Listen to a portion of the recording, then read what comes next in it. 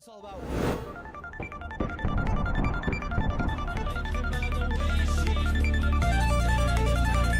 The sun going supernova. Sunset hues fade in the sky. Eyes locked on the screen nearby. Kelston's realm where thinkers wander. Sunday nights we start to ponder. No, I don't want to do Worlds and logic twirls. rocket. Streams that make our minds unfurl. Puzzles twist and turn our brains.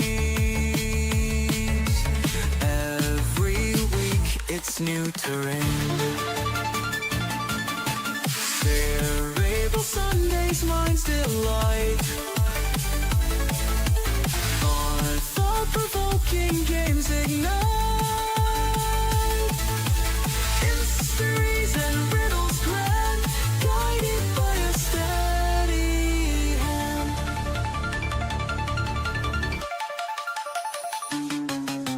Twitch chat buzzes, theories Approximate time rise. until star's death. 11 minutes 26 seconds. As we delve through each surprise.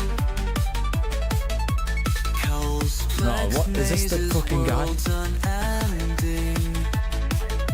Sunday Eve, our minds were bending. Engines wear and puzzles click. Each solution's You can just a fly. trick. Kelston leads us through the night, guiding us to see the light. Whoa!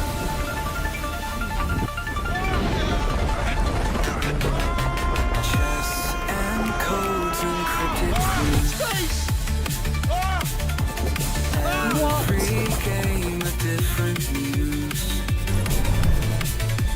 In this digital embrace, every line's a part of the chase.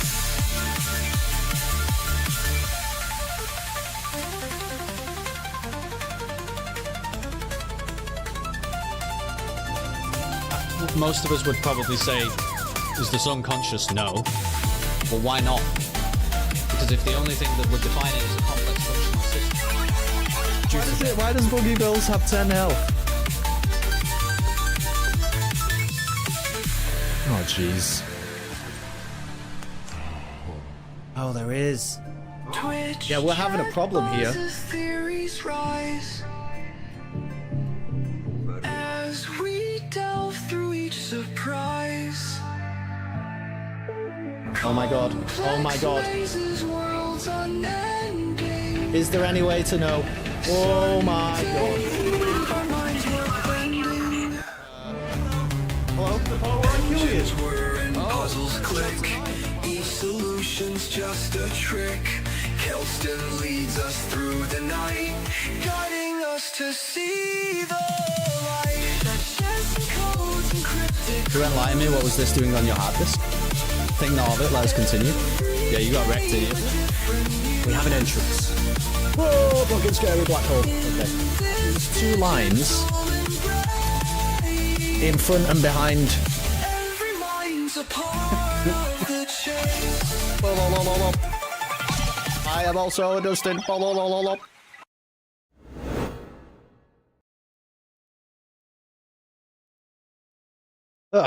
Hello. How the hell are you doing, PG?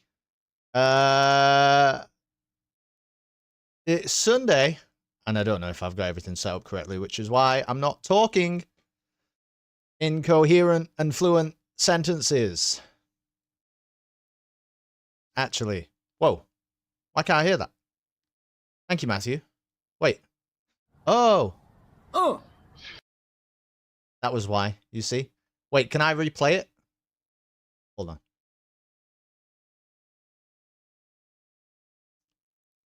Okay, wait a minute. Oh, fucking hell. Streamlabs isn't even logged in. All sorts of things are happening. Thank you, Matthew, for the subscription and a happy birthday. It's very kind of you. Was the back okay this morning? No, it hasn't been for a while. No. What a ridiculous thing to suggest, PG. You hear yourself right now? Have a word. Stream can't hear it. I know. So I'm trying to get Streamlabs. Hold on. Hold on. Because I turned it off for last time. Fuck off. Oh my god. The alert box tutorial. Do you know who I am? What the fuck?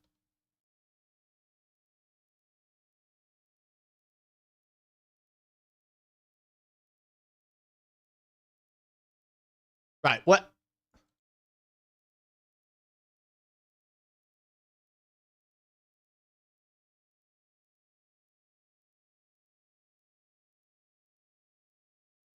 I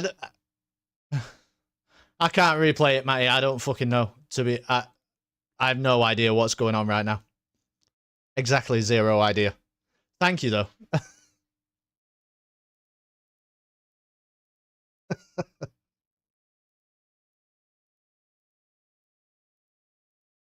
Yeah, but it'll be fine now.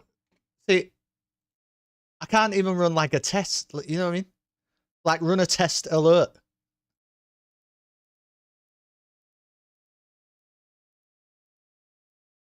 Is it a widget? Is that why?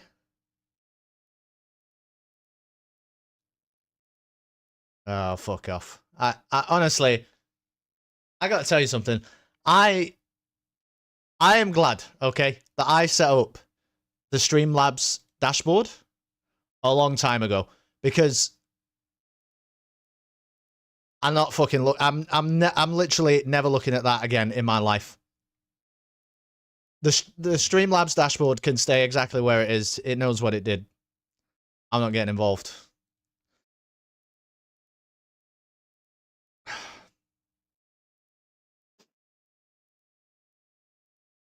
Yeah. To be honest, I should probably you know, transfer like the way that the alerts come through, seeing as like the sound alerts operate via stream elements and stuff. Maybe I should like change the alert box over, you know what I mean, to have it all on one thing. But the truth is, all of these things, they always come with an import function, don't they? Where it's like, oh, do you use another streaming service software for your alerts? Why don't you just import them over here via the cloud? And it'll be stress-free, no problem. We'll just bring over all of your settings. And the minute that you click import, fucking everything breaks.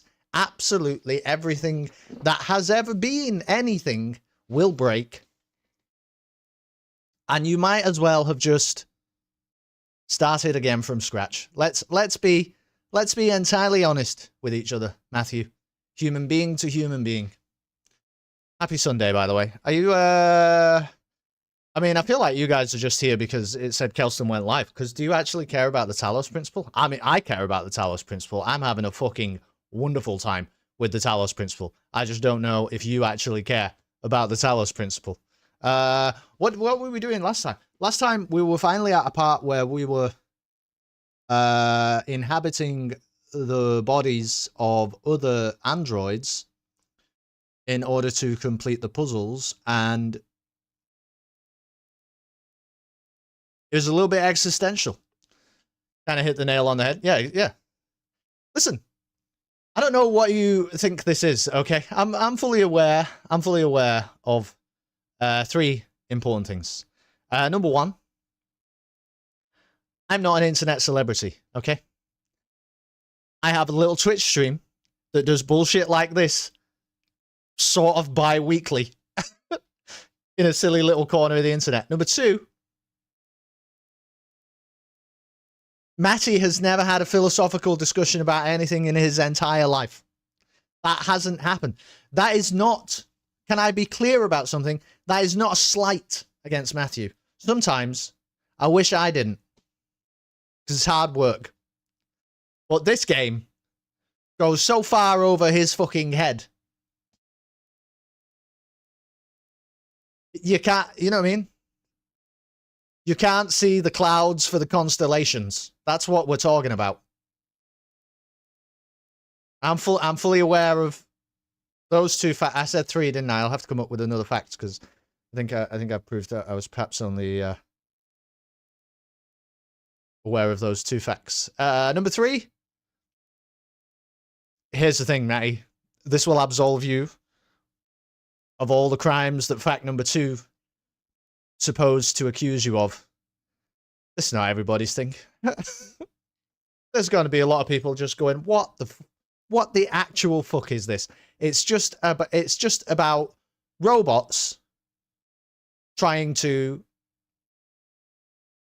play Sylvanian families whilst also firing lasers at a pyramid. And Kelston says it's profound. Yeah, that's what we're watching. And Kelston says, man, this video game's changing my life. I think he might be an idiot. That's a valid response as well, I think. How come streams go, what the fuck is it? Yeah, exactly. Yeah. You know, it's very, it's very important. Humility. Probably the most important quality in a human being. The ability to recognize that you are not the main character. And I know I'm not the main character. Matty knows he's not the main character. PG, we're a little bit less sure about. But generally speaking, if you just go in with that attitude to life, you'll come out the other side, and before you know it, you'll be 32 years of age. The main character is Zentar, actually. That's a good point. Yeah, that's a good point. That's a very good point.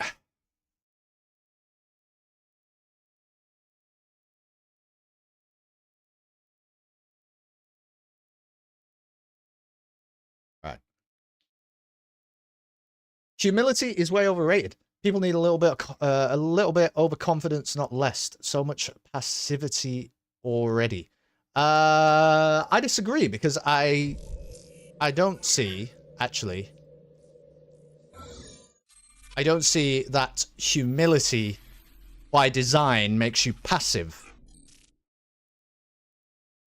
I think in a lot of things in my life, in terms of the things that we don't really get into too much on stream, but in terms of activism, people may say that I am not passive enough, you know?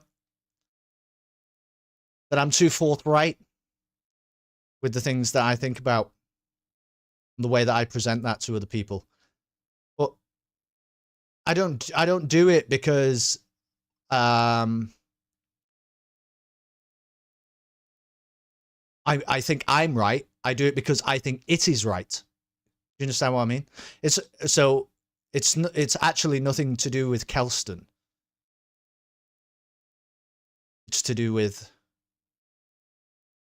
the right thing. Would you say you are humble in those things? Yeah, well, I would say, Nam, that and I believe I have said this many times on stream, so I apologize for sounding like a broken record. In all things that I do, I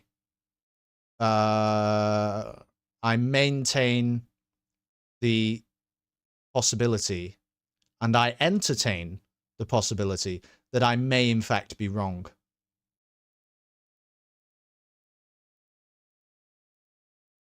That's the only way I know how to operate. And I think that's not like abject, overwhelming humility, but it's humility, and it's enough but necessary. To be fair, me, Zent RPG came up with a new Star Wars series. What are you talking about? Still waiting on that script. That's a lot of hours, PG. That's a lot of hours. 35 days.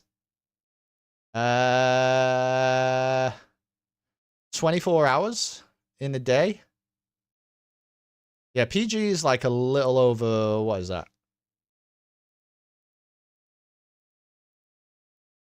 A little over 15. Am I doing my maths right? No, I'm not. Yeah, I am. Maybe. No. Yeah. Something like that. Yeah, it's like 50. Is that right? Is that good maths? Something like that.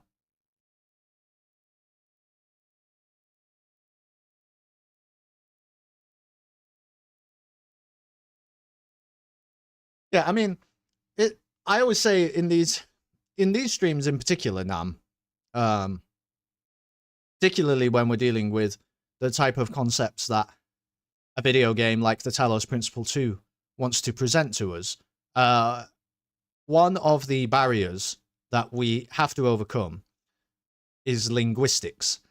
And the problem is that is a barrier. If you were talking about the Talos Principle 2 at the pub in person with your voice and the other person was using their voice and you were able to infer and attach inflection to your voice and you were able to shift the tonality of your speech in order to be better understood, you would still, because of the concepts that are being discussed, encounter the problem of linguistics and people having different definitions, probably valid definitions, for high-level concepts.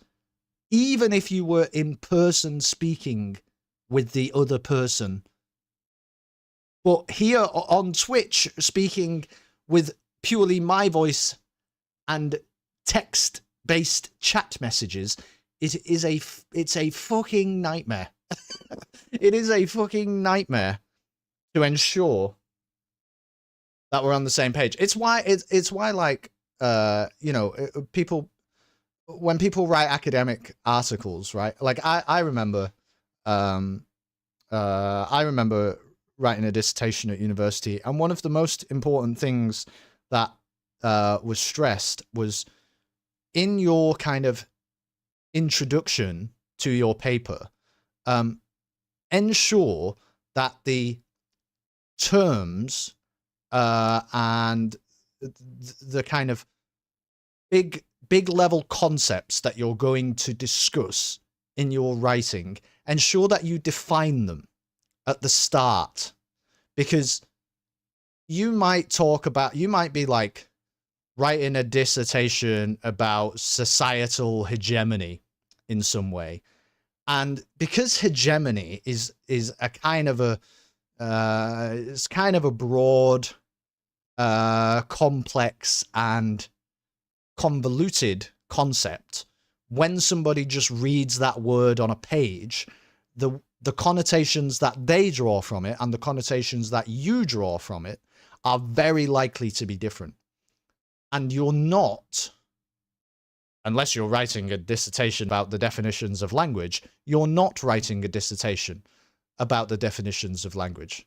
And so you must overcome that hurdle by defining it. But we can't do that here. That's the point. We can't do that here. We just have to work with the tools that are at our disposal and try to reach some kind of coherent understanding of this. This your fucking alt account, you sad fuck? Look at that. Get wrecked, idiot. Green screen's a bit screwed today, isn't it? Think there's a way to fix that? Do you think it's going to break everything if I do? Is it worth a try? No. Are we going to try it anyway? You fucking better believe it.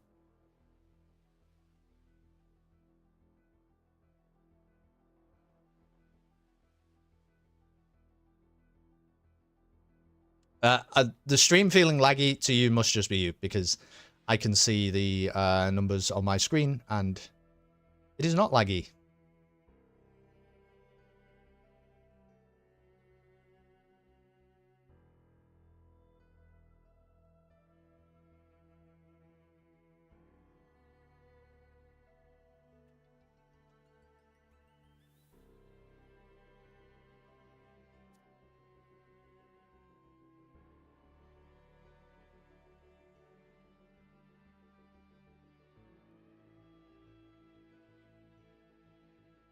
You see, I can do this, right? So check this out. We can make the green screen, like, work better around my shoulders. But now my headphones have started to disappear. So there's actually just no middle ground. It's actually, you just have to accept that it won't be perfect, actually. You see? Perhaps what I should try, what I might try for next stream, because I had this problem for a while and it just is fucking annoying. What I might try and do is apply color correction also as a filter rather than in the base of the camera, and allow the chroma key, i.e. the green screen, to take effect first, and then apply the color correction to the green screened image. And perhaps that will work.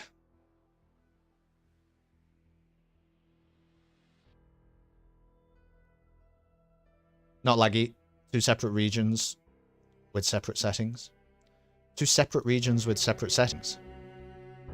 Also, I did notice last time I was live that this was quite quiet overall. Which I think I had done because of the new F1. And it's all on the same slider. How's this kind of a volume? Is that like too loud? Can you hear me? This is probably as loud as this game gets, by the way, is the menu music. Perfect, okay. Hotspotting from the bar. He's hotspotting from the bargain booze. Alright, here we go. We're on a desolate island. Okay.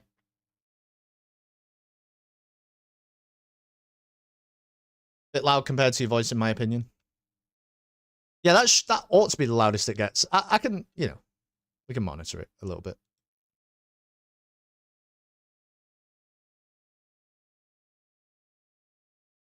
It will probably go laggy, Matty, just FYI, when I am making some minor adjustments, as I am right now, to the camera stuff.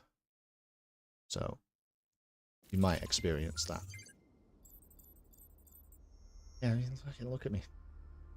So fucking wobbly. We're gonna have to fix this green screen thing for next time, because if you look, see, if you look at this, hold on. I won't play the whole thing, I promise. Just check this out.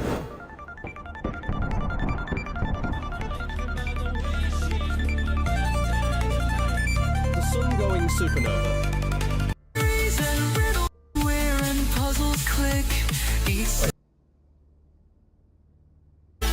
Why does Boogie Bills have 10 health? Like, it looks so much better, doesn't it? There, it looks so much better there. Now it looks like this. So I'll try and get it back to the way they used to look, but it's apparently just really hard. He won't be back in 30 minutes. Wait, we already read this. Whoa, whoa, whoa! We already read this.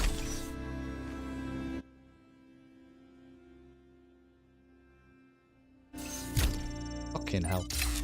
Trying to tab... Alright, we just can't tab out of the game. Don't tab out of the game. Things will break. So, we did like an abandoned puzzle. Do you remember that? I think it was that thing over there. I'm pretty sure we're heading this way. 99% sure we're heading this way.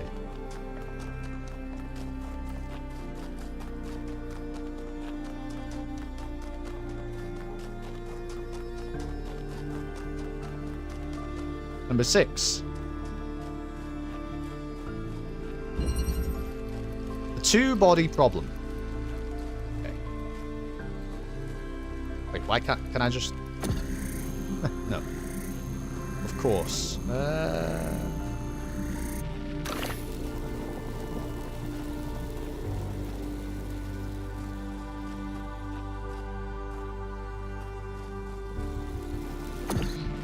Is there something on the other side? Not really.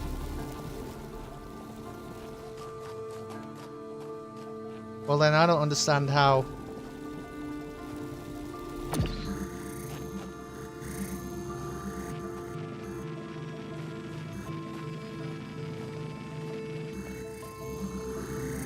I don't understand how that benefits us then, at all.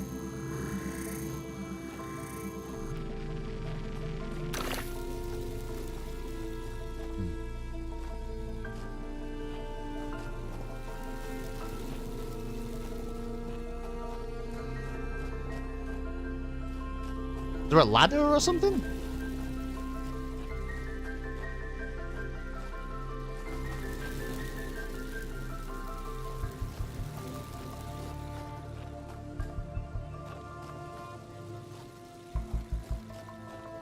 Joke level? I mean, it seems like it, doesn't it?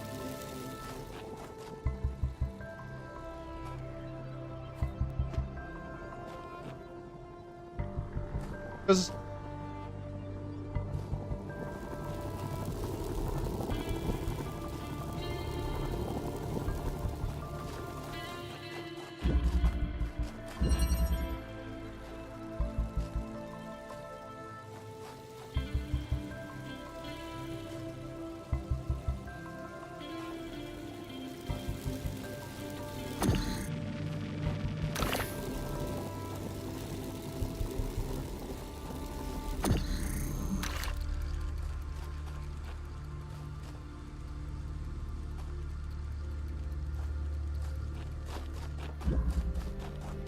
Am I missing something?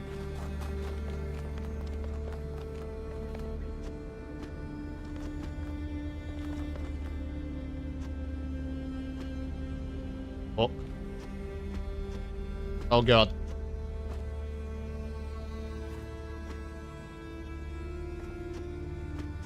Okay.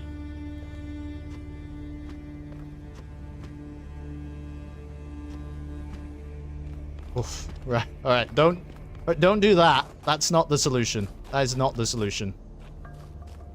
I mean, we can do this, and this, I believe, tells us what we should be thinking, but it doesn't make any sense.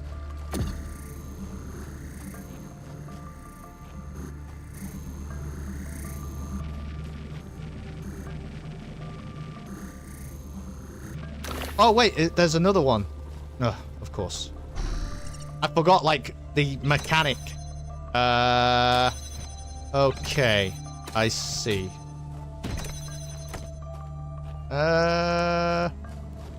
Well, I'm not sure.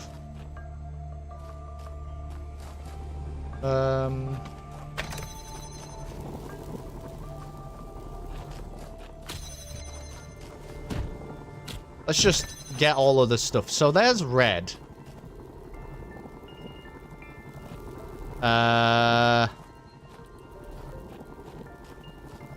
If I give him... Yeah, I get it. So if I give him the red... Shit.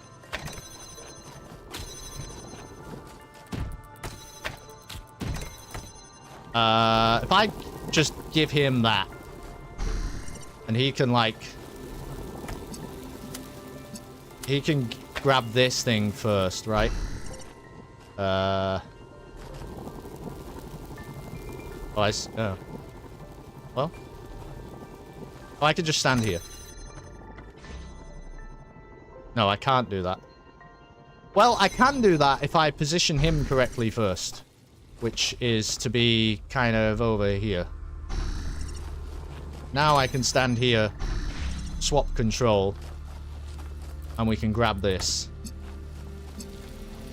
And now we just need to do blue. And to do blue, he's gonna need one.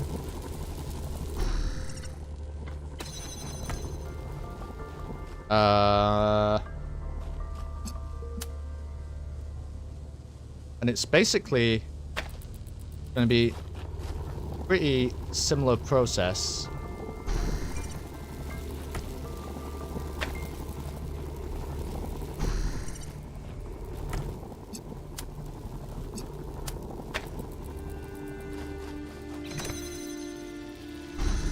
There we go. Look at that. Not so complicated after all. Now how's the volume? Because now it sounds like it might actually be a little bit loud.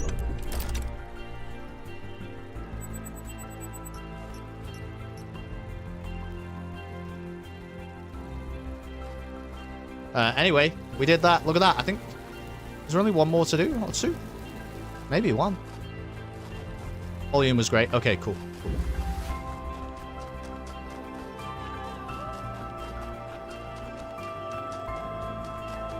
This game is beautiful, by the way. It's beautiful in a different way to traditionally, isn't it? Like, it's not the highest fidelity everything that you have ever seen, you know? But it's just sort of regularly awe-inspiring or something. You know, it just presents these environments to you. Oh, hello, Byron. He doesn't want to talk to me. This guy, I was not sold on that guy when I first started playing the game, but I've come around on Byron. Bit of a maverick. Bit of a free-thinking robot. Will Smith would have put him down by now. What's going on here? I don't understand. I don't understand the Golden Gates. Not yet. Number 7. Well, is it down there? I don't know. There's got to be something over here.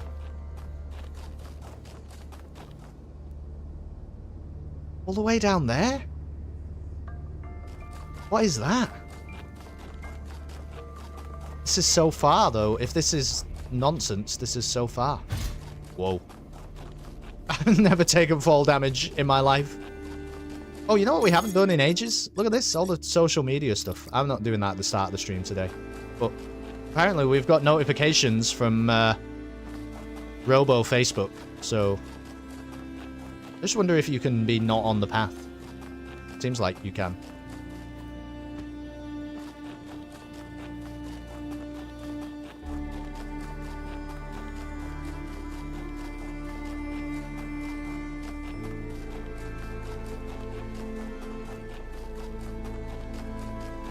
What is this? This is definitely not the main quest. How, in the end, the sea will claim everything. Yeah. I have no doubt that this is true. Really?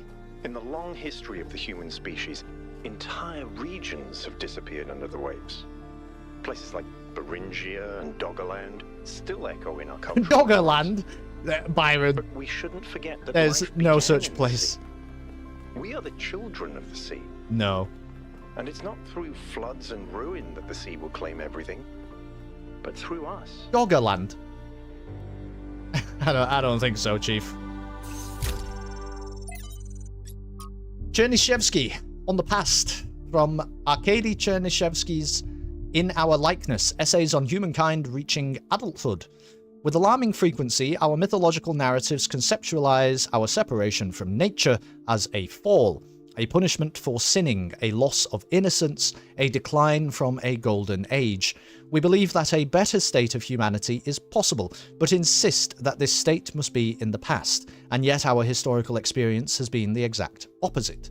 For all the horrors of modern war, and they are considerable, relatively few people today have to suffer the unspeakable agonies that our ancestors went through on a daily basis. It is doubly ironic that we place our golden ages in the past, but very rarely ever consider what life was actually like for the people whose genes we carry, how cold they were, how hungry, how frightened of the cruelty of nature, what unspeakable pains they must have experienced when they were sick or injured, how many of their children they had to lose, unable to help, begging the heavens for mercy and never receiving an answer. The past is a slowly receding tidal wave of grief. The battle for human emancipation is not yet won, and the path has been far from straightforward, and yet, in but a few thousand years, we have eliminated a great deal of suffering that before must have seemed unavoidable and eternal. Some still suffer, their lives held ransom by politics and economics, but at least we know now that a better world is truly possible, and it lies in the future.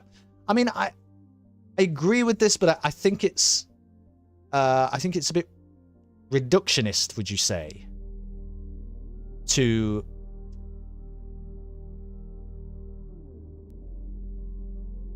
like, it's right that on the whole things get better over time because we get better at dealing with the problems of the past such that they are no longer problems, but it slightly misses the point.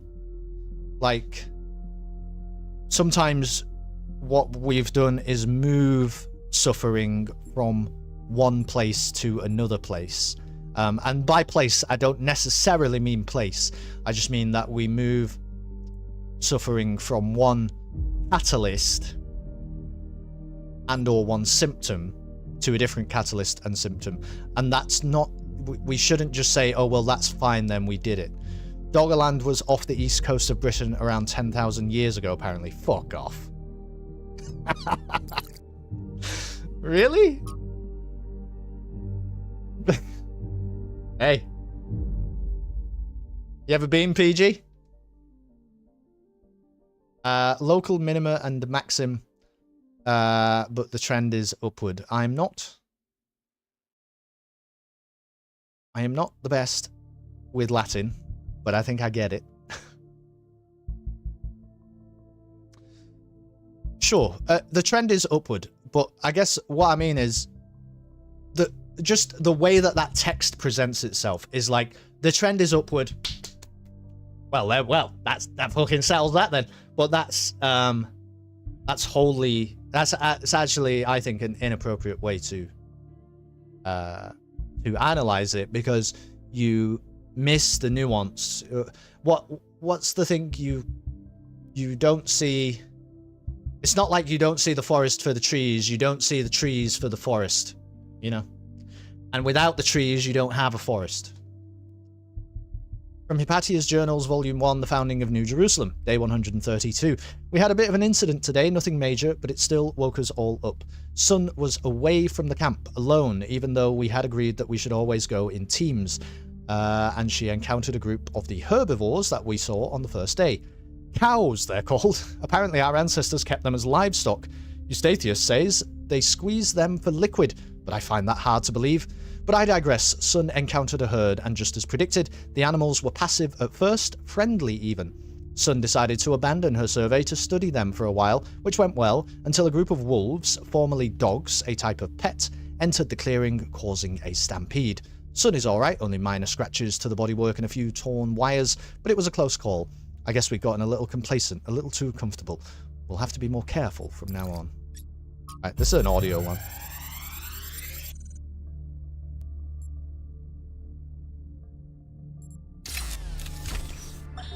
Now, I have to talk science fiction for a bit because I love science fiction. We'll listen to this on our way back up the mountain. There's this cliche that shows up over and over, and every time someone uses it, everyone pretends it's really profound.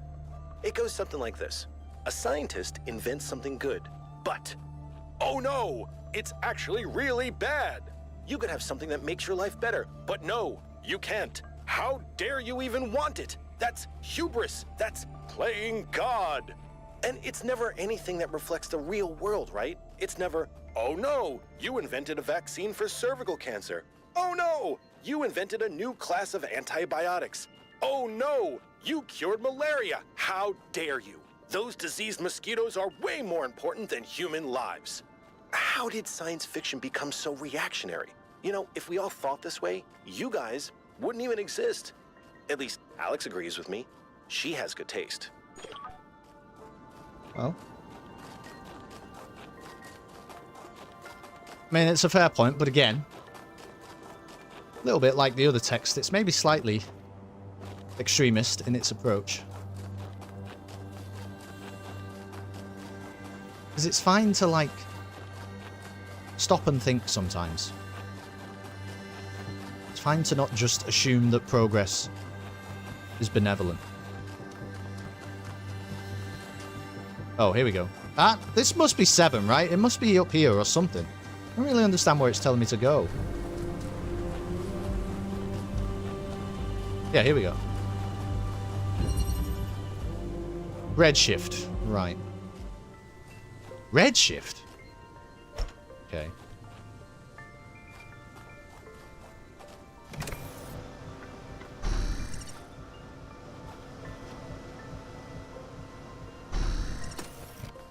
Now, how am I gonna... Oh. Okay. Well, this seems risky, but...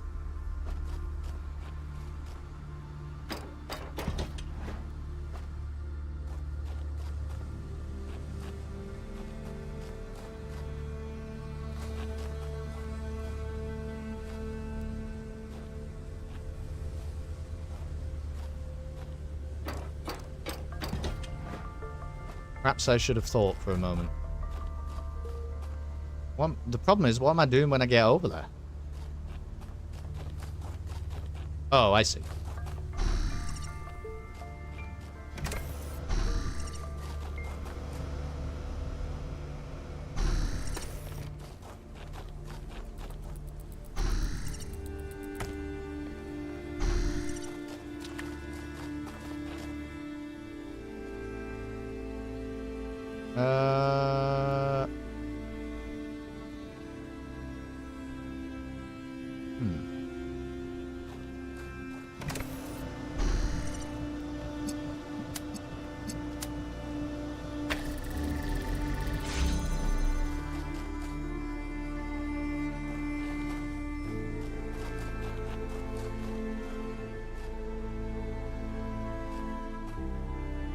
Is there another one?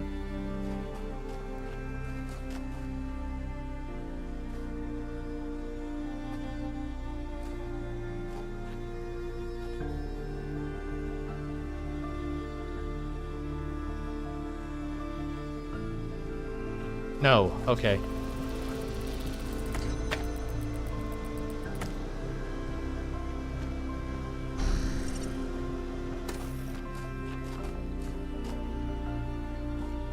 Oh, but that's never going to go through here, is it? I don't know. It's worth a try.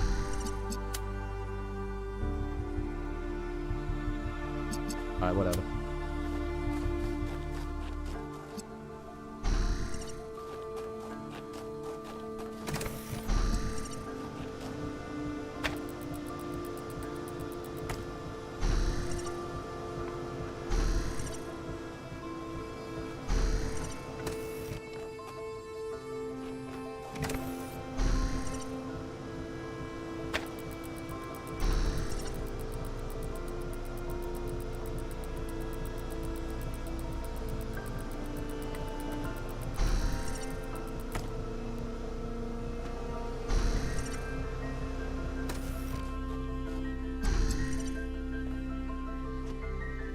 Shit.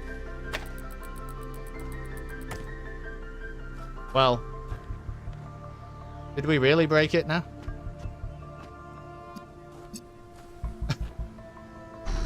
Okay, how do I reset? Uh-oh. Is it X or something? Yeah. Okay, hold on. Oh, has that reset the whole... What has that done?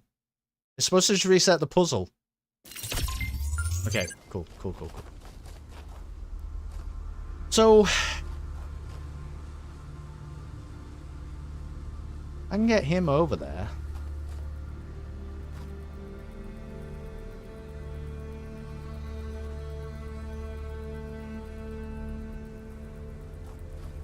If you hold X, it actually reformats your PC to factory setting. Groovy! Right. Obviously, I kind of want him stood here, but I feel like it's not going to go through this window. I mean, I suppose I can, you know. I can test that theory.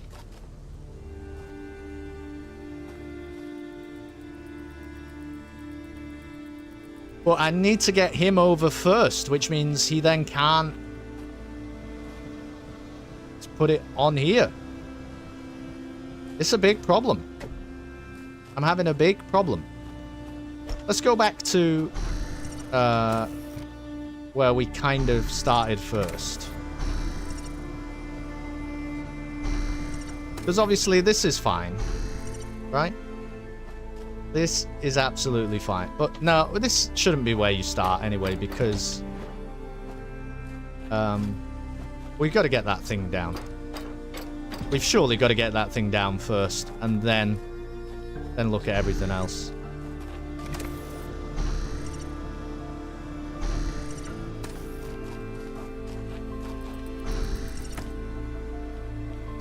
Now,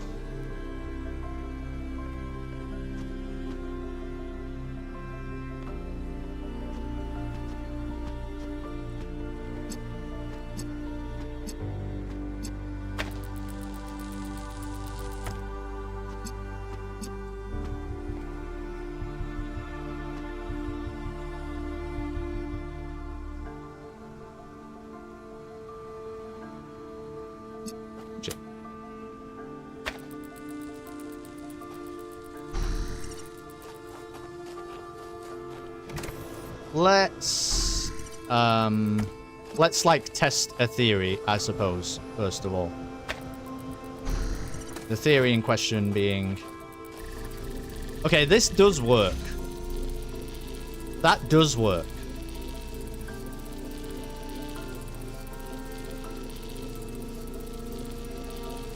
Oh, actually... Yeah. Because you can probably do all 4 connections, right? Yeah, because it's gonna block out the, it's gonna block out the blue stuff. Eventually. Right, the blue stuff will turn off. Yeah, alright, no problem.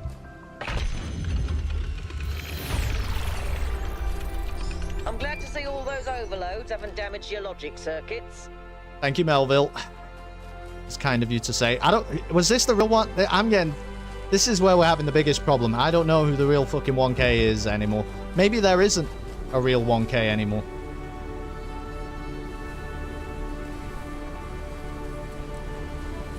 My baby don't mess around because she loves me so. I was not doing alerts before, so I was stressed out. Thank you, Croc, for the prime. Same as the age you look, birthday boy. Thank you. That's very kind of you to say that.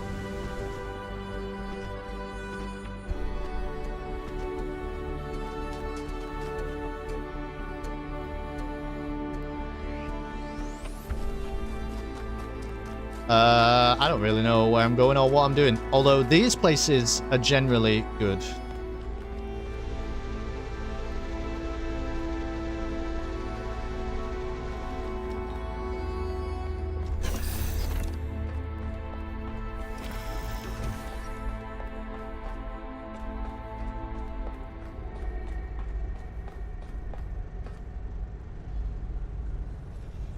I don't know what that is.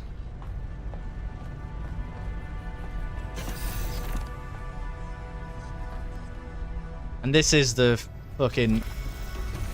the 1K factory. Probably. Presumably.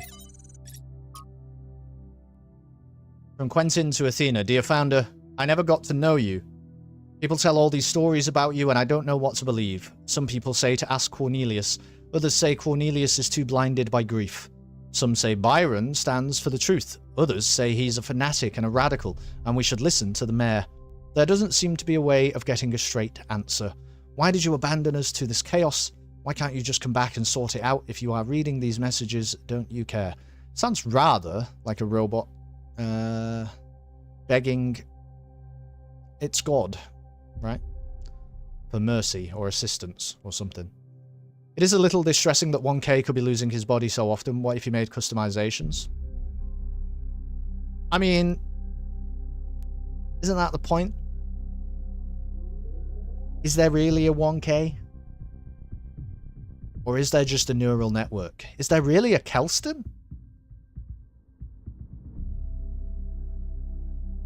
Or is there just a machine of connections?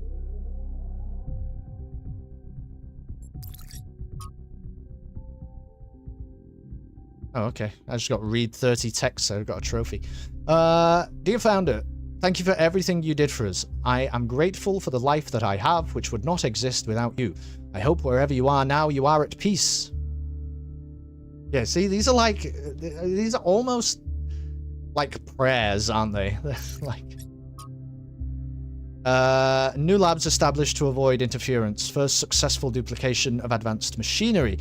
Data collection and analysis. Translation. Groping in the dark. Alright. Maybe God was just trying to make an apple pie from scratch.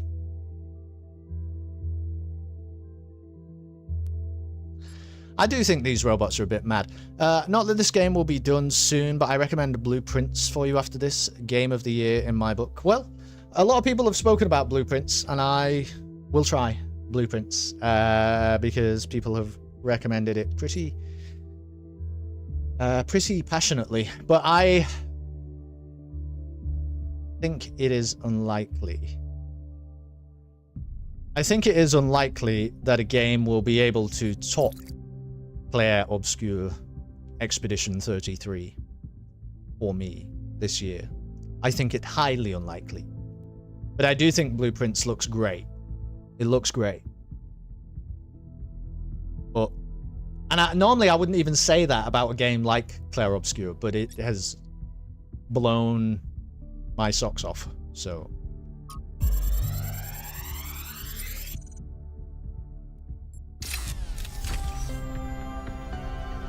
oh, did we download something? Looks like it has something to do with energy generation.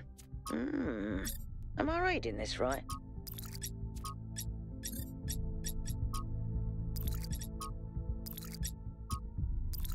Wait, did I? What?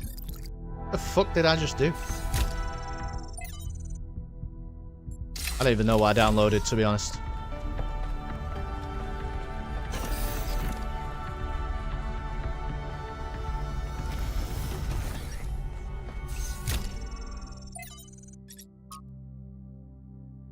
Oh man, this is... I don't know if the founder would appreciate the way that they speak. Oh, great and sacred founder. I believe I have discovered the truth that our so-called leaders have hidden from us. This absurd and sacrilegious goal they have us working towards, this hubristic completion day foolishness, was never your true intent. Even this abomination of a city that calls itself New Jerusalem is a deception. Why would you want us to return to the sinful ways of our ancestors, strangling the living soil with steel and concrete? No. It was when you and the first companions lived humbly amongst the splendors of Gaia, having no need for all this wasteful ostentation inherited from our weak and decadent ancestors, that you showed us the true path. After all, why would the progenitor have given us such hardy bodies if she had intended for us to live in unearned luxury? From the very first, we were built to be free from pride and material excess. Your teachings have been obscured and perverted by ideologues, worst of all by the traitor Byron, who once was like a son to you. But you should know that there are still those of us who remember the truth and await the blessed day of your return, when surely justice will be meted out and humanity will finally return to its intended path. Hallowed be your name. Yeah, they've gone mad. The shutdown. We were assembled on the... Look at this. Can I see that bigger? No. Ground Zero. We were assembled on the vast green lawn outside as the reactors began to slowly wind down. The workers were solemn. The activists who had fought against the decommissioning seemed crushed. There was supposed to be a speech, but the spokeswoman had lost her notes. Outside, the protesters cheered. My eyes were drawn to the discarded anti-shutdown banners endlessly reciting the facts. The statistics on mortality per trillion kilowatt hours, lowest of all energy sources. The lifespan of a reactor, 70 more years in our case. Minimal land footprint, almost zero emissions, no intermittency. It became a jumble of words, a litany, almost a kind of... I've never seen that word in my life. Glossolalia? As far as the protesters outside were concerned, it might as well be an alien tongue. One thing was clear to them, and that was enough. The technology inside this compound was deeply inherently wrong. It was a sin. I could not help but think of that moment on August 6th, 1945, when the sky erupted above Shima Hospital. My imagination could never fully encompass it. How do you imagine more than 70,000 people annihilated in an instant? An ancestor of mine was in that hospital. He went from being a doctor, a husband, a father, a pacifist stuck in a terrible war, to being a pile of bleached bones covered in rubble, all in a single second. Not by accident, but because of a choice someone made. Not because of a reactor, but because of a bomb. Just 2 days earlier, contradicting his campaign promises, the Prime Minister had suggested that the use of tactical nuclear weapons would be an acceptable risk if the conflict continued. Very few seemed to find this particularly shocking or outrageous. They were afraid of reactors, but not of bombs. The spokeswoman gave up on finding her notes. It was starting to rain, and people were walking away. She grabbed the microphone. "By the time you regret this, it'll be too late," she said. "But honestly, I don't know if I care anymore. Maybe you have it coming." The spokeswoman sounds so bitter. The protesters didn't mean any harm. From their perspective, they were doing good. People always think they're doing good when they get collectively outraged. That doesn't make them right. I mean, that's true. It's true. Collective action can change the world when it's deliberate and based in reason, but it can also become a mental trap or a societal pressure valve. Well, I mean, what are you talking about there? Just peer pressure? Sure.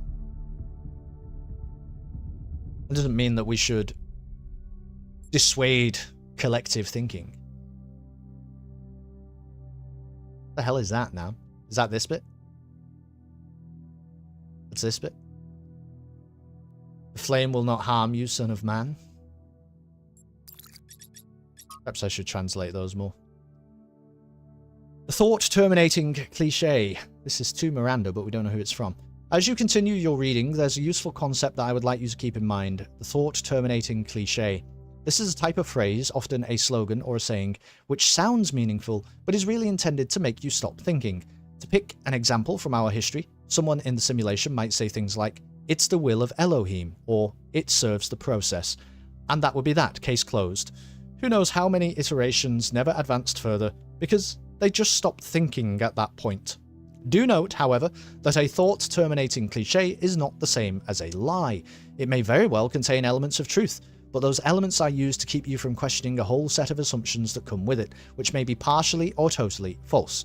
This often takes the form of appealing to something you care about. We must protect X, where X is a nation, a philosophy, public order, or even the planet itself. But while you may agree with that element, all kinds of assumptions may be included about how to protect something, or who to protect it from, or what the end goal of protecting it is. If you stop there just because you agree with the surface level statement, the results may be the opposite of everything you wanted, like those who chose to serve Elohim and in doing so, prevented him from achieving his true purpose. This is maybe the one text log in the entire game that I have agreed with the most so far. Because I think there have been some one-sided, almost dictatorial assessments, which are just never really that helpful. It's one thing to make a critical decision in the heat of a moment based on limited information and try to do the benevolent thing, unsure whether you'd actually be able to achieve it. It's quite another to dismiss alternative thinking because you are so hyper-fixated on your own righteousness.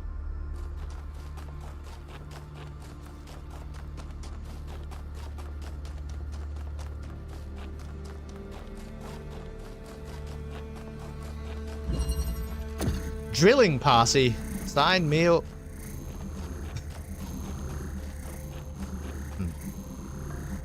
We've already got a problem. Oh, I see. Interesting. Oh, hello.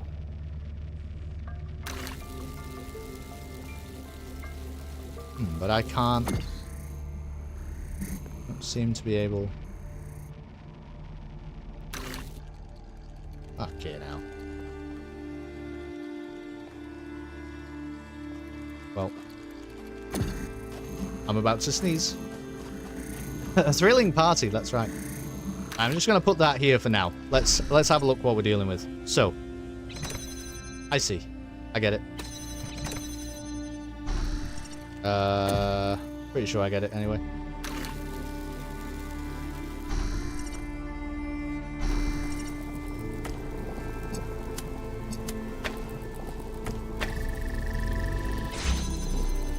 All right. Now.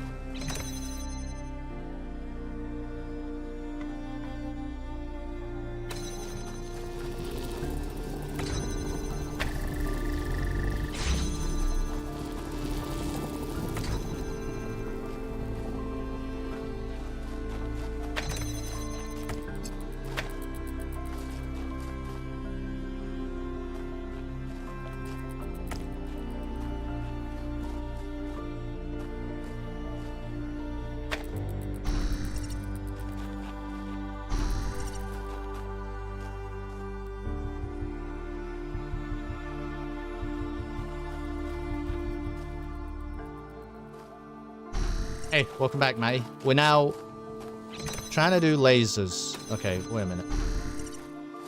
Just bring this, I guess. I feel like we're doing something wrong here.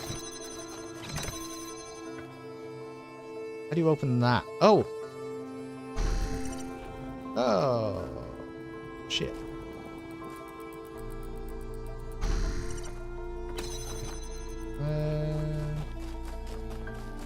Well.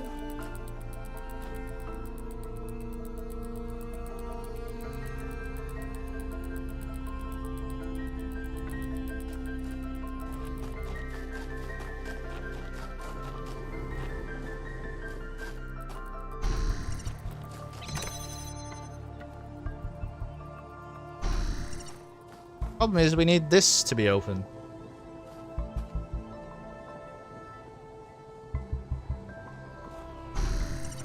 Perhaps one of these robots needs to actually stay there.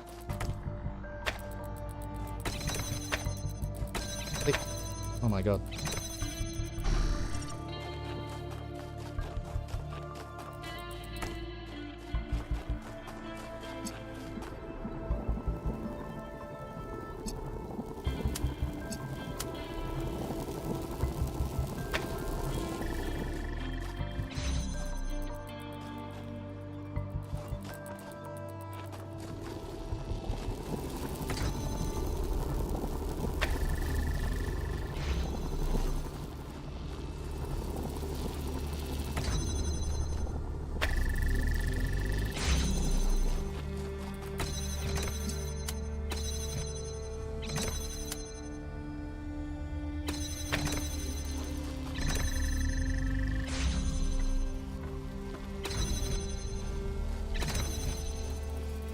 No.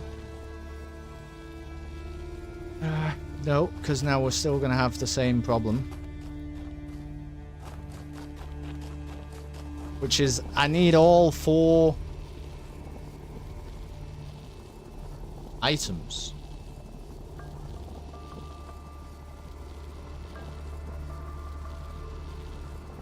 Actually, no, you don't.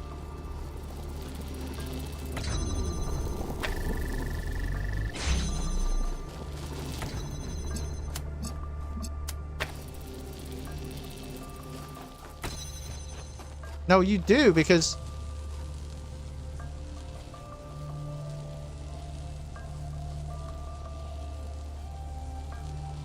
Am I missing something?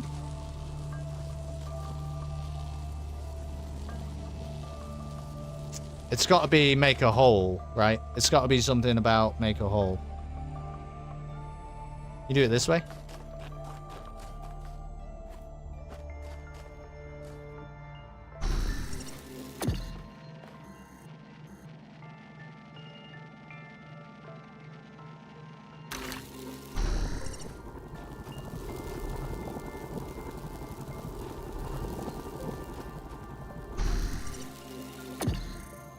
I don't understand. I thought that would be the case here.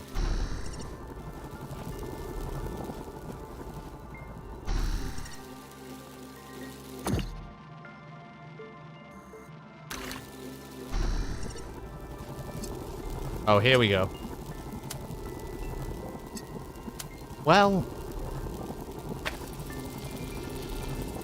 yeah.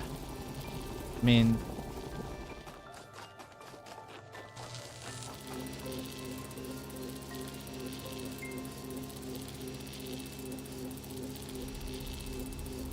no.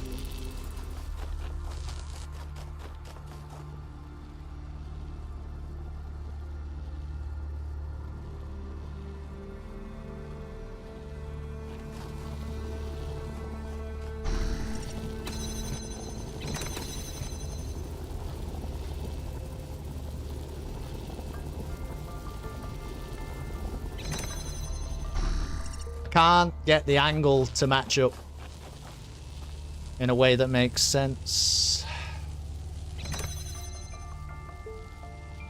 Because obviously that's fine. You can stand the other robot there, but then something has to keep this open to give him the opportunity to get out.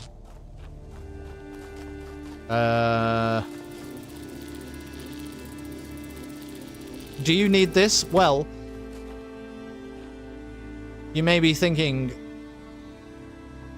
that the answer is no, but actually I believe that the answer is yes, because if you do this,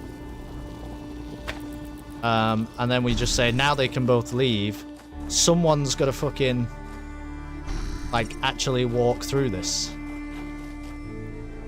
Oh, but I suppose you can drill holes for them. How on earth does that change anything? No, you can't drill holes for them to climb through. That's not the way that works. See, you can get to here. Actually, clearly you can't fucking wrap that around there then.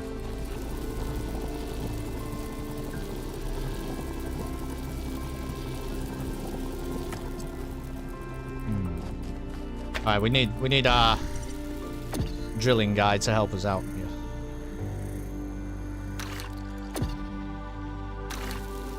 Can only do one thing at a time.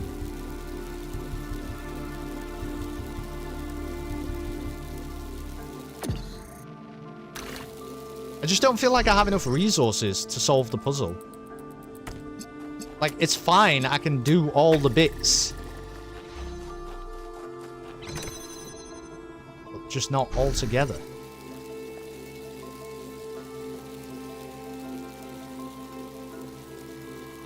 Like, is there a spare thing anywhere? Not really, aside from this. Oh. No?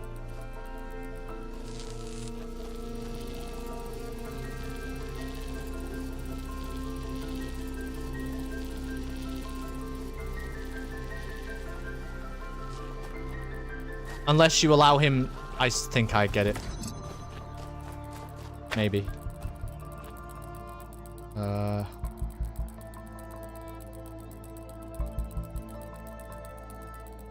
No.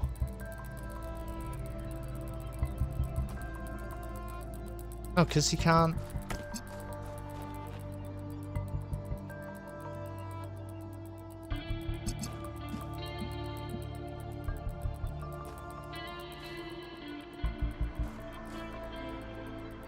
Feels like you should be taking one through... Why would this hole be here? Probably so that you can, like, grab it from the other side. But in order to grab it from the other side, you've got to somehow, like...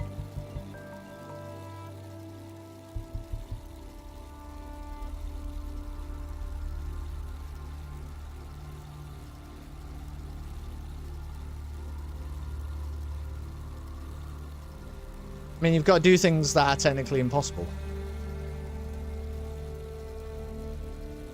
You know, sometimes, though, you get to a puzzle on this game and it's like, I must just not be thinking about it in the right way. I must just be confused. It's gonna be so simple when it hits me.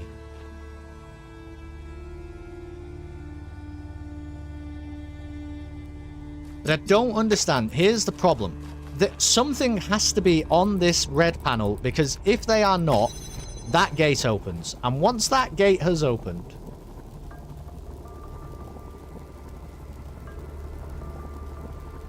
the gate closes, excuse me. Once that gate is closed, you can't then... Like, if I want to do this and connect those up, I can only do it when that's on there. If that's not on there, that does not work. So something has to exist here. Unless I can somehow bend it through this. Which is possible. But if I can bend it through that, I mean, how the hell do I even get out of here? Because the minute I take that off, okay, you can't get out of there.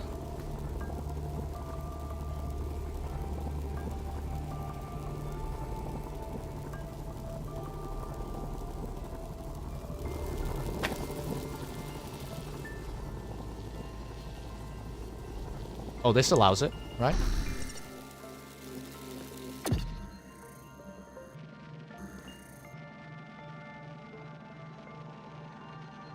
No, it doesn't. It allows that much, and only that much.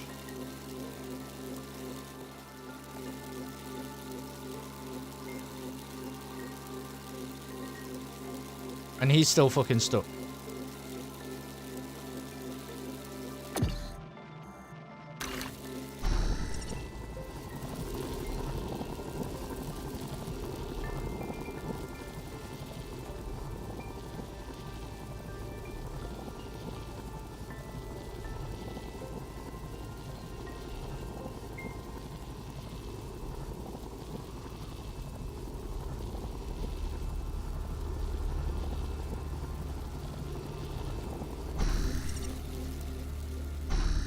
This guy, I don't know.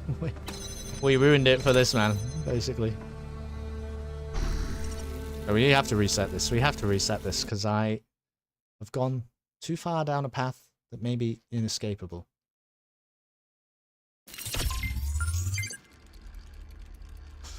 Okay.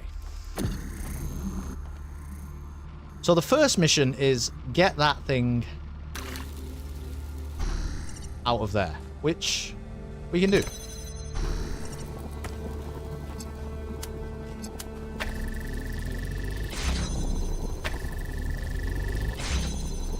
And then we basically never have to consider any of that again because there were 2 items in there. There was a robot and a connector, and we got them both. So GG. Now here, there was 1 item in there, and we have it. So we started with 0 items, and we've now got 3, but we do need 4. We do actually need 4.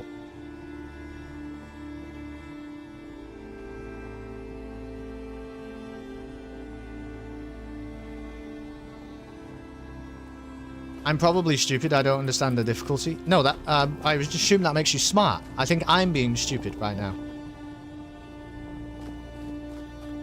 But the problem is, right? What I want him to be over here, but the gate's up. So then you think, okay, well, then to get him out of there, we'll put that on here. Right, cool. Then both robots can get out of there. But we haven't net gained anything because there's still a connector in there that we now don't have access to. So it's like whichever way I try to do it, we're always going to have... This is really where the problem lies, that we're going to have 3 here and we actually need 4. Because we need 1 thing to be here to open that. We need 1 thing to be there to open that. We need another thing to be lasering there to open that. And then we need, like, the 4th thing, ideally a robot, to be able to walk through.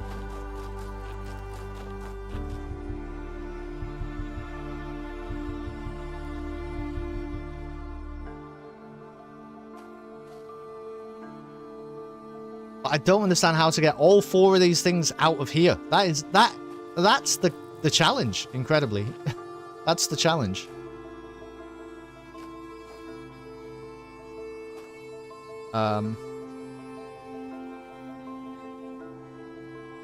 And robots, to be clear, cannot walk through holes in the wall. That does not work.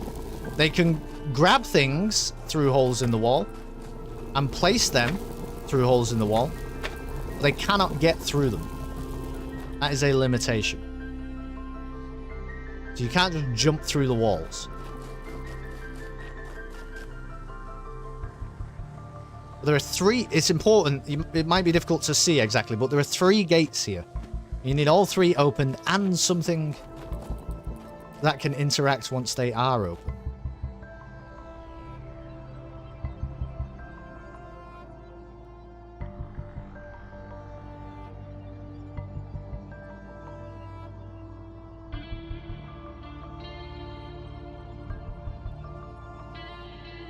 Oh, wait.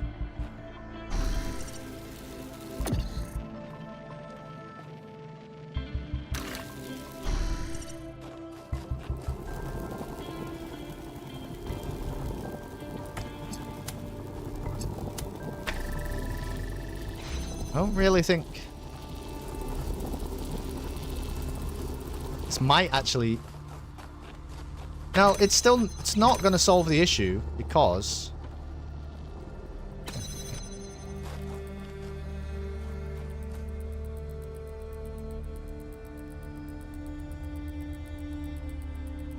Oh, but it might.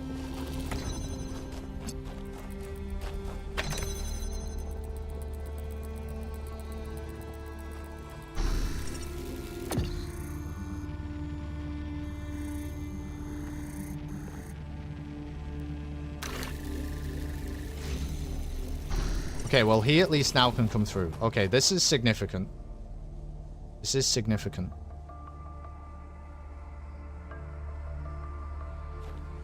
But now I need something to place here.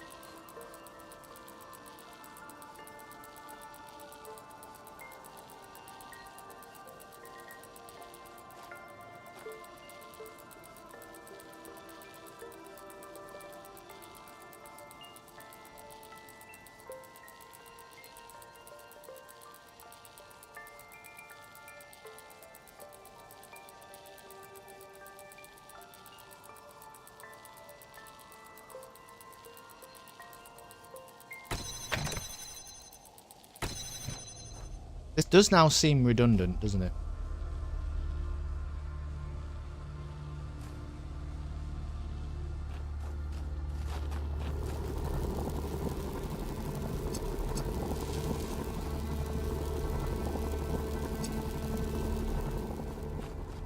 Does.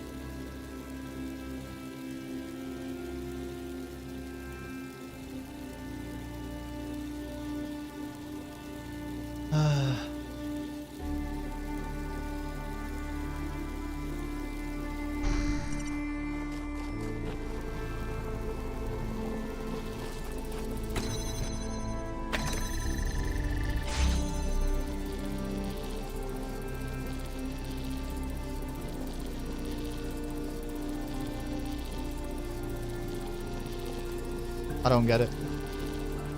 I don't get what I'm supposed to be looking at. Obviously, why are all three of these walls like this? There must be a reason. I don't know what the reason is. Because I can't envisage a situation where something isn't placed on there. I can't. My brain doesn't see that. And so without that, you're always going to be down a resource.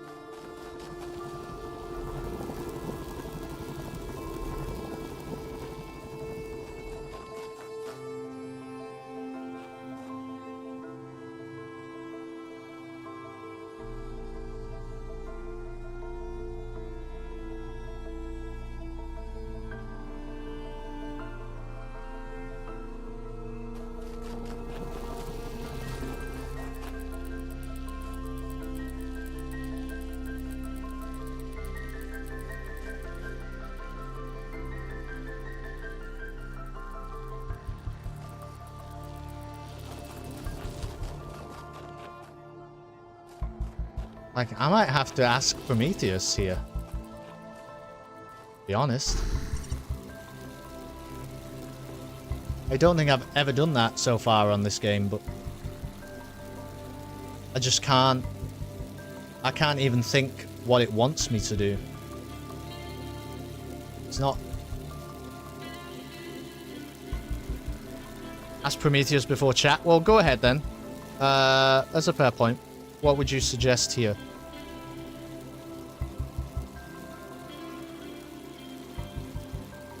And why am I thinking about it so wrong?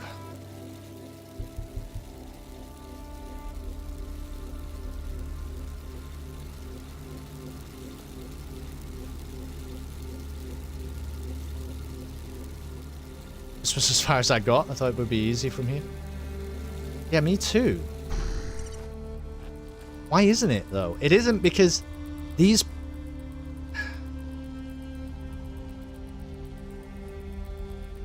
It isn't because there are 3 pressure pads. In fact, No. There are 4 pressure pads, okay? So the puzzle right now is nothing to do with, like, forget about the lasers. We got 1,000,001 ways of getting this laser into this connector over to that receptor. Like, that's fine. It's not really part of the puzzle in my brain anymore. But we have 4 pressure pads that, as far as I can tell, all need to be active. The only thing I can think is maybe this one doesn't need to be active because you can blast the laser through here instead. But in order to blast the laser through here, you kind of have to have this one open, like, to allow things to be, you know, working.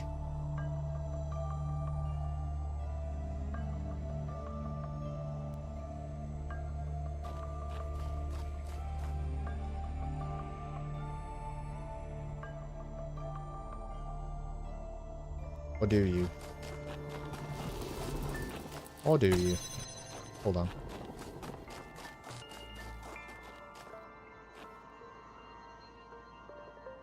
Well, yeah. Yeah, because now I'm thinking, like, you put that there, it can do things from the other side of there.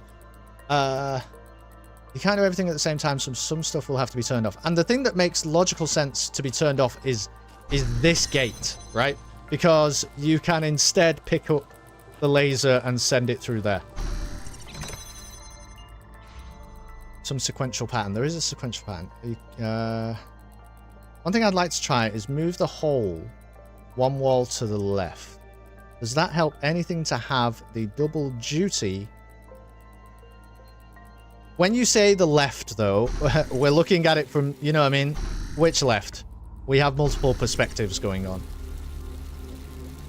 But I think you're right. There's something in this. And you're going to have to clearly, at the end, you're going to have to bounce that laser through there. From the perspective of the driller.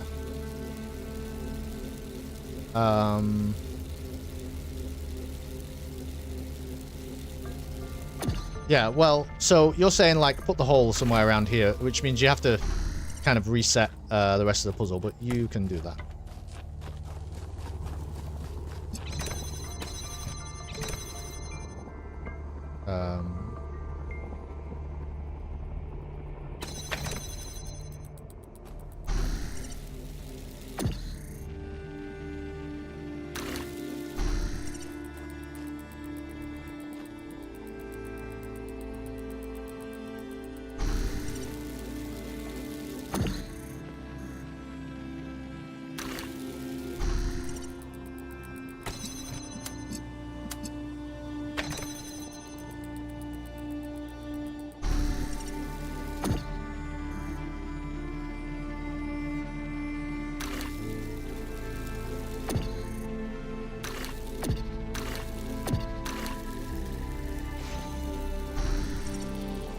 So, like this, right?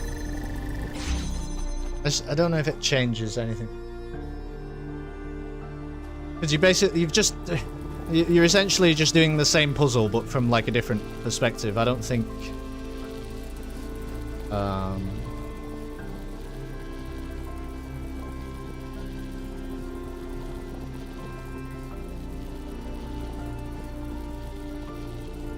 I don't think it's significant.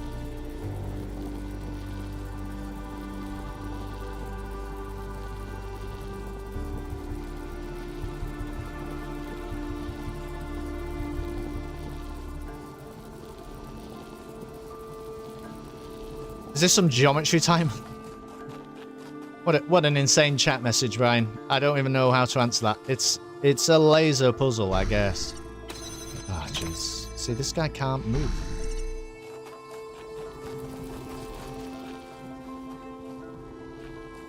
Like, maybe I'm looking at it wrong. You know what I mean? I must be overcomplicating something.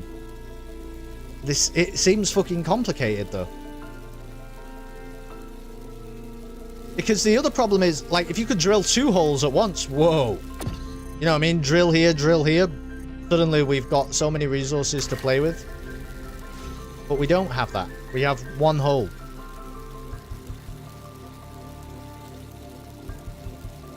Now it's maneuverable, and you would think by the design of the puzzle that you're eventually supposed to put it there and then maybe even, you know. Now do rightmost. The problem with rightmost, I'm not sure if you can see this, but the problem with rightmost is that. Number one, I don't think, let's maneuver this slightly.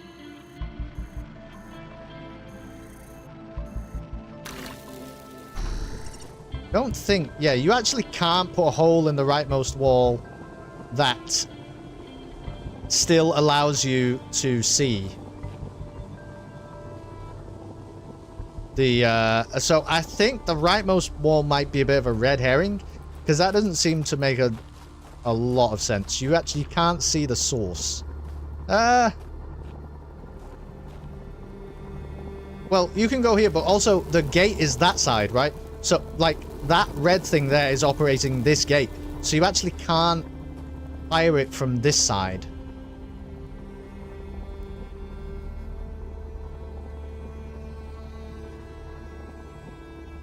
You can put a laser double duty. So you can. I think I understand what you're saying. But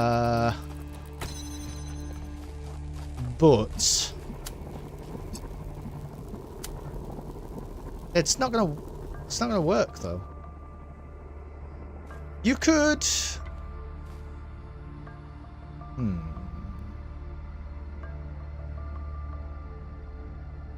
No. See. My goodness. I think I'm gonna have to ask Prometheus. Because I don't get it.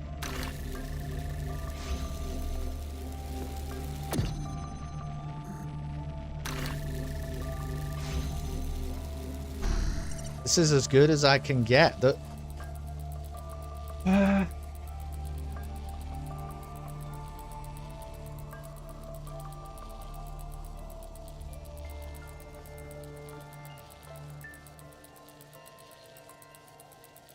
Wait, okay. I think I might have an idea. Hold on.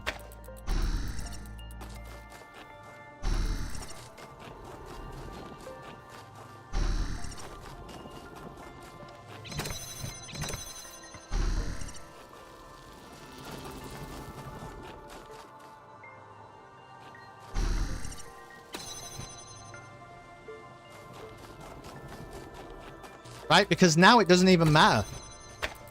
Now who cares about lasers?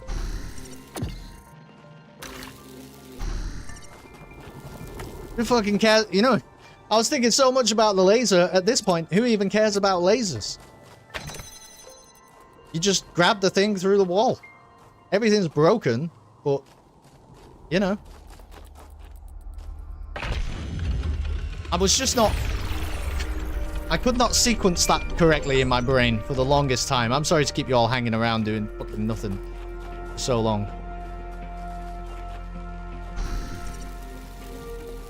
We did it. That was like a boss battle of a puzzle. That was pretty nuts, actually. Hello, Yackle. How you doing? Glad you solved it without Prometheus. Yeah, just needed a little bit of thinking. What's going on here?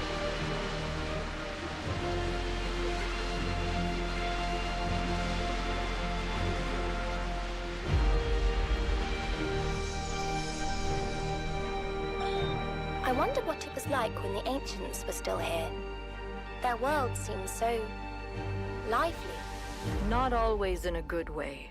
Interesting times are great to read about, but rarely great to experience. That's true. But they left behind so much art and philosophy and religion, and so many strange stories. Is New Jerusalem like that? It was, in the beginning.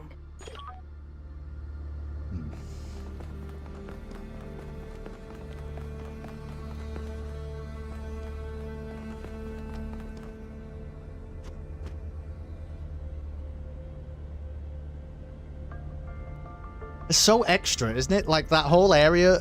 look at it from here, man. It's so fucking massive and imposing. It's hard to exactly understand why. I think I'm supposed to keep climbing. Oh yeah, here we go. Wait, this should be all done.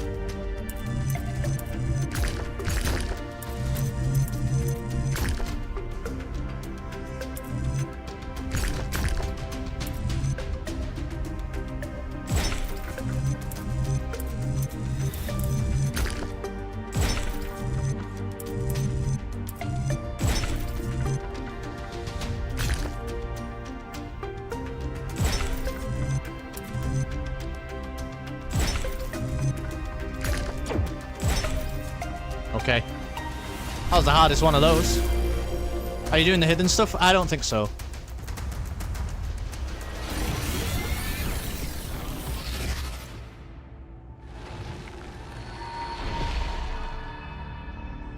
For tricking the gods to help humankind, Prometheus was punished by being bound to a rock, there to be eternally tormented.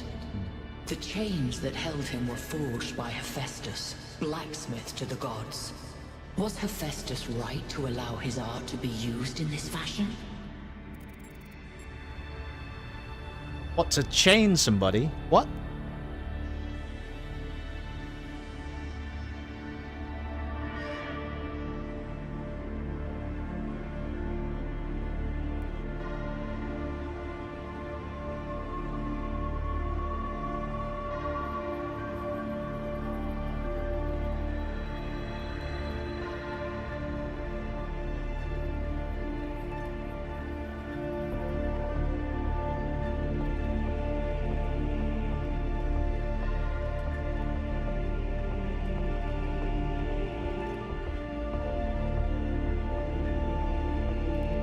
Okay, let's have a look.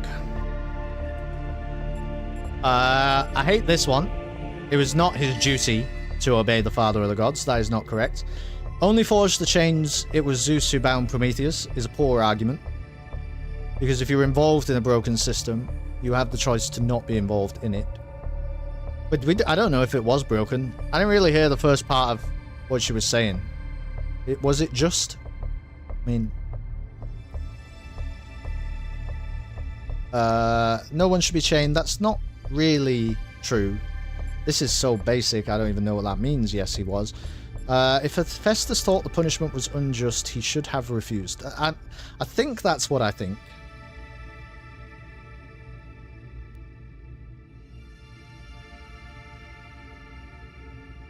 Prometheus misled the gods to help the humans. Right, but... You see, the problem with all these, like, moral quandaries of the old gods is I often think that in order to all on the side of, like, yes, he did the right thing by obeying them, you have to assume that the gods are acting benevolently. And not only... do I, as I state many times, as a pro-faith atheist, not only do I find that inconscionable when it comes to, like, for example, the Christian God, who allows bone cancer in children to be a thing, so I don't understand the necessity for me to worship that being. He's either not omniscient or not omnipotent. So I don't get it. But what is really interesting is in the case of ancient gods, the Roman gods and the Greek gods, they were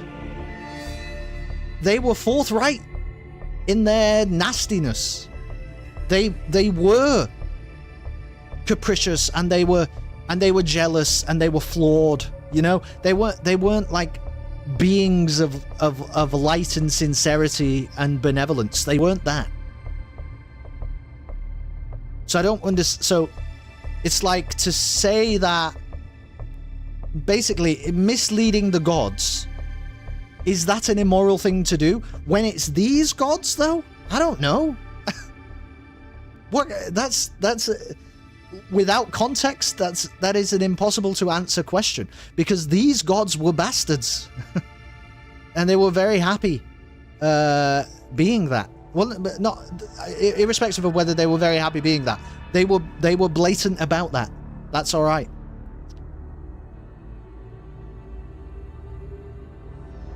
Forms of resistance against the Greek gods is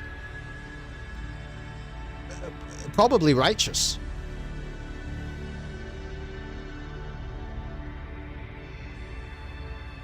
I'm going to say this. If he thought the punishment was unjust, he should have refused. And why was it for lowly, lame Hephaestus to make this choice, and not mighty Zeus? Because have you fucking met Zeus? What are you talking about? What are you fucking talking about? For me, the best one is, if Hephaestus thought the punishment unjust, he should... Yeah, that's what I went with. I don't believe in unconditional obedience in peacetime. Morality is upheld by people refusing to cooperate with doing immoral things. That's correct. Yeah. It's like, if you scale it down to, like, the quarrels of the gods, it's just, if you are part of a system, I think it is your duty to question the actions of that system, and only to participate when you believe that it is doing right. I believe that that is your duty, and that was Hephaestus's duty. Because the nice thing about that answer is it doesn't say that it was right or wrong, does it? It just says, did Hephaestus, before blindly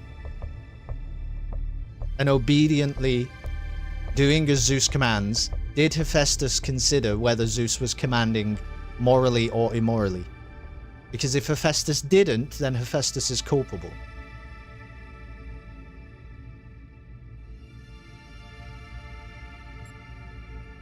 The lame and the lowly are no less wise than the mighty. There is truth in that. Everyone must make a choice. That is a nonsense answer. Like that's a nonsense answer of the highest order. A creator is responsible for his creation. Well, nah. A creator ought to have control over his creation. Well, yeah, but not in the way...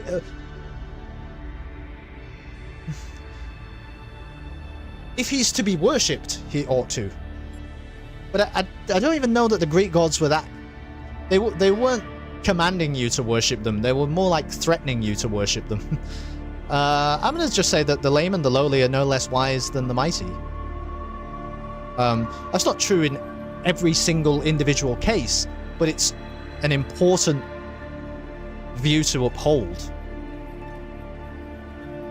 That wisdom is not the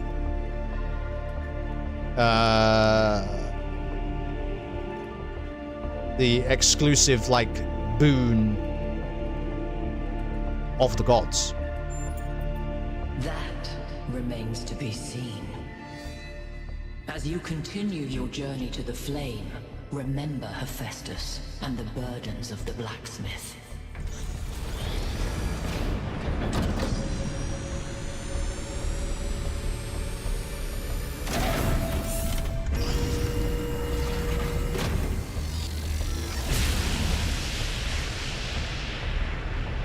Is holding.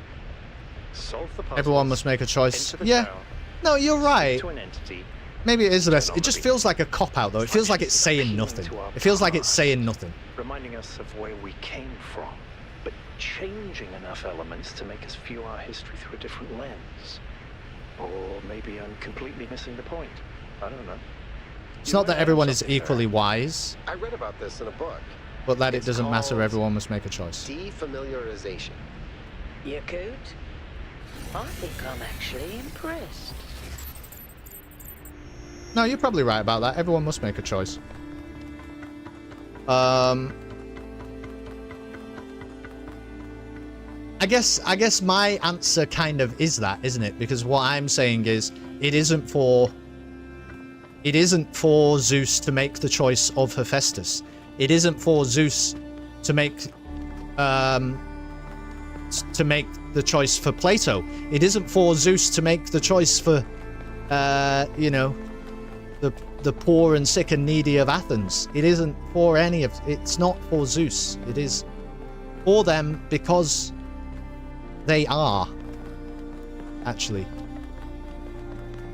What the fuck? What is this? Where am I going?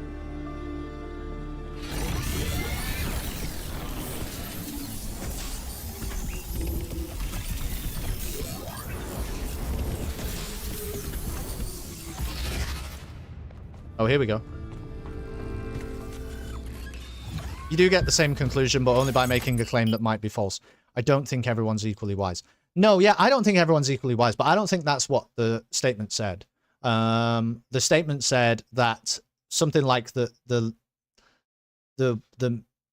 weak and the needy are as wise as the high and mighty. They were along those lines, which is such a generalized statement that I didn't consider. I think, like I said, it's not true in every single individual circumstance, but that wasn't how that statement was presented to me. It was presented as a generalization, which in my understanding of generalizations would indicate that it was reflective of a trend rather than a or reflective of kind of a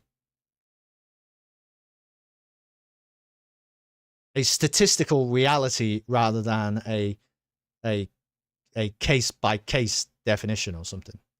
Struggling to find the words. Anyway, we're going to go to the flooded valley because it seems like the thing to do. You're on your way to an island. Yes, another island. Sorry, Melville.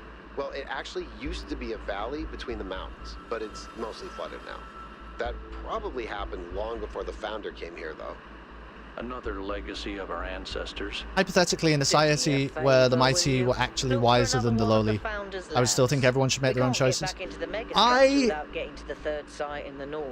respect you for saying that, Nam. Let me let them finish, and then I will retort, because I hate speaking over the fucking characters. They've always got something to say when we arrive at a new place. Now, obviously, now they're going to shut up and not say a word, now that I've said that.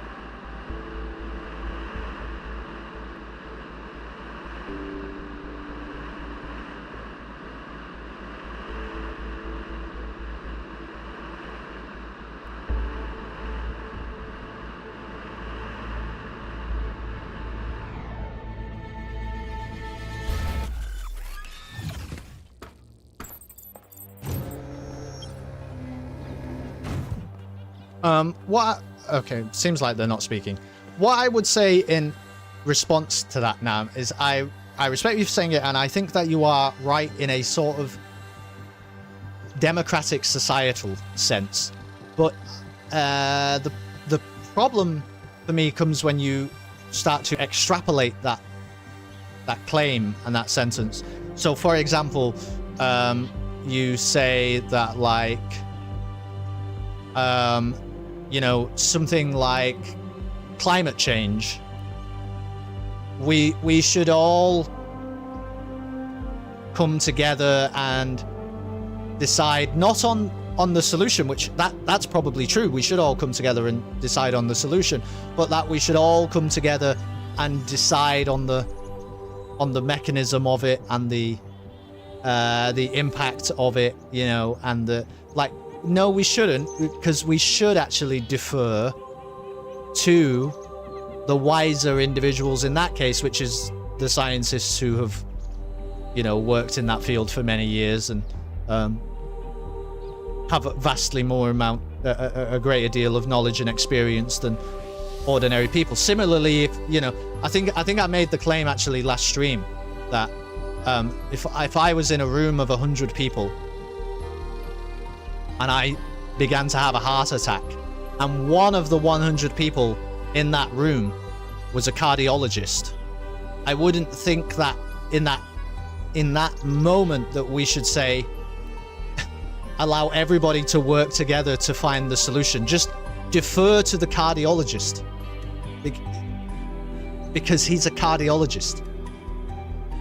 That seems to be the collective wisdom of the room should be to understand that there is one person perhaps wiser than the others in this particular matter. That doesn't mean that the cardiologist should determine economic policy for the 100 people in the room. But he should probably deal with cardiological issues. But I do understand what you're saying. And like I say, in a broader kind of societal and democratic sense, yeah, everyone should make their own choices, and certainly everybody has something to contribute, and certainly people can take benevolent and malevolent actions from whichever position they stand in. But I just think it's slightly more nuanced.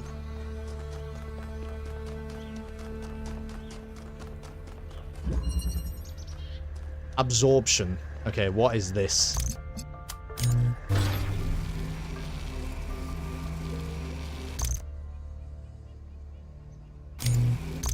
Right.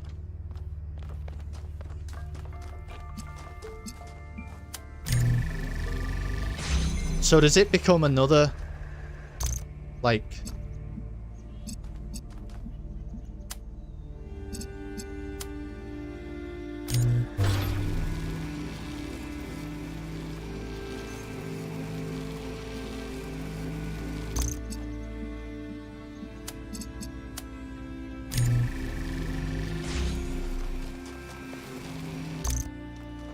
I mean, this almost seems like it's going to make the game too easy.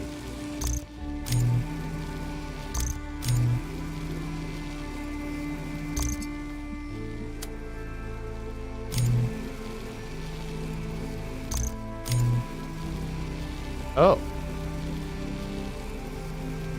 How do I fucking...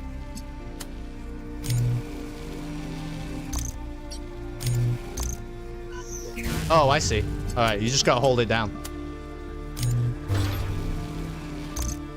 This is the weirdest thing in the world, by the way. I don't know about this new puzzle piece. It seems like it is a simplification, but I'm sure that the game will throw a few curveballs at me. In the beginning, before we built New Jerusalem, we used to explore just like this. Small groups setting out for the horizon, looking for resources, trying to make sense of the world we'd been thrust into, trying to find a way forward.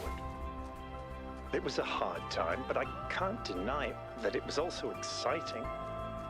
I think it's part of our nature to be wanderers. Our ancestors crossed entire oceans on flimsy wooden boats, just to see what else there was. Is it weird to feel nostalgic for a time I never experienced? I just think I could have contributed so much more back then. It's not weird, but it wasn't all sunshine. People died. Yemo, Calvin, Isaac. I know that. They were family to me. Sorry. It didn't mean to reopen old wounds. It's a legitimate point. Yeah, I thought that too, Nam. The sense of wonder we felt. That's what kept us going. I thought it was going to be like, in order to discharge it, you must have a sort of receptor, right? But no, that's not true, apparently. Okay.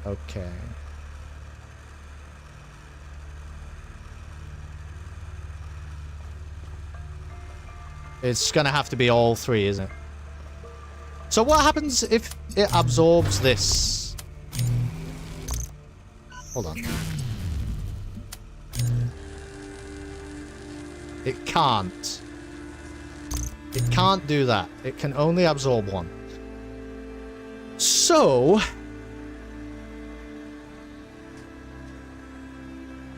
I mean...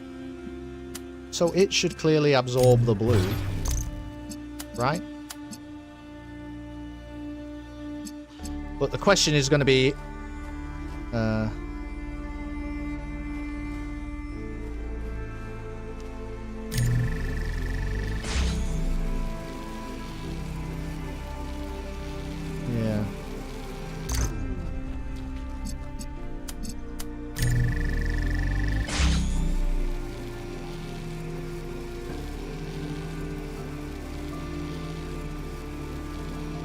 Well, you could say, should it absorb the blue?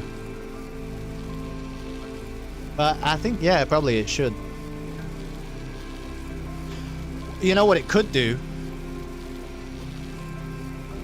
Well, I was going to say it could absorb the green, but it can't really, because there's... actually, yes, it can. Okay. So, if we do this, I think this might be right.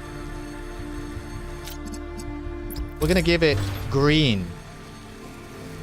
And then we're going to do that.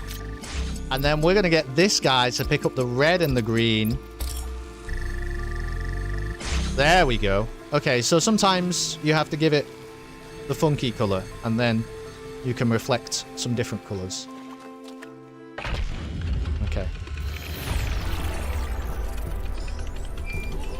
Yeah, I've been doing, when it comes to, like, the optional stuff, by the way, now, I've been doing it kind of as we come across it. There's been, like, a couple of, I think they're called sprites, that I've come across and have interacted with, but I'm not too worried about actively seeking them out just yet, at least. Not sure if that will affect outcomes in the game. I hope not, but I don't know. See, like this, right? What is happening here? You have to get up there?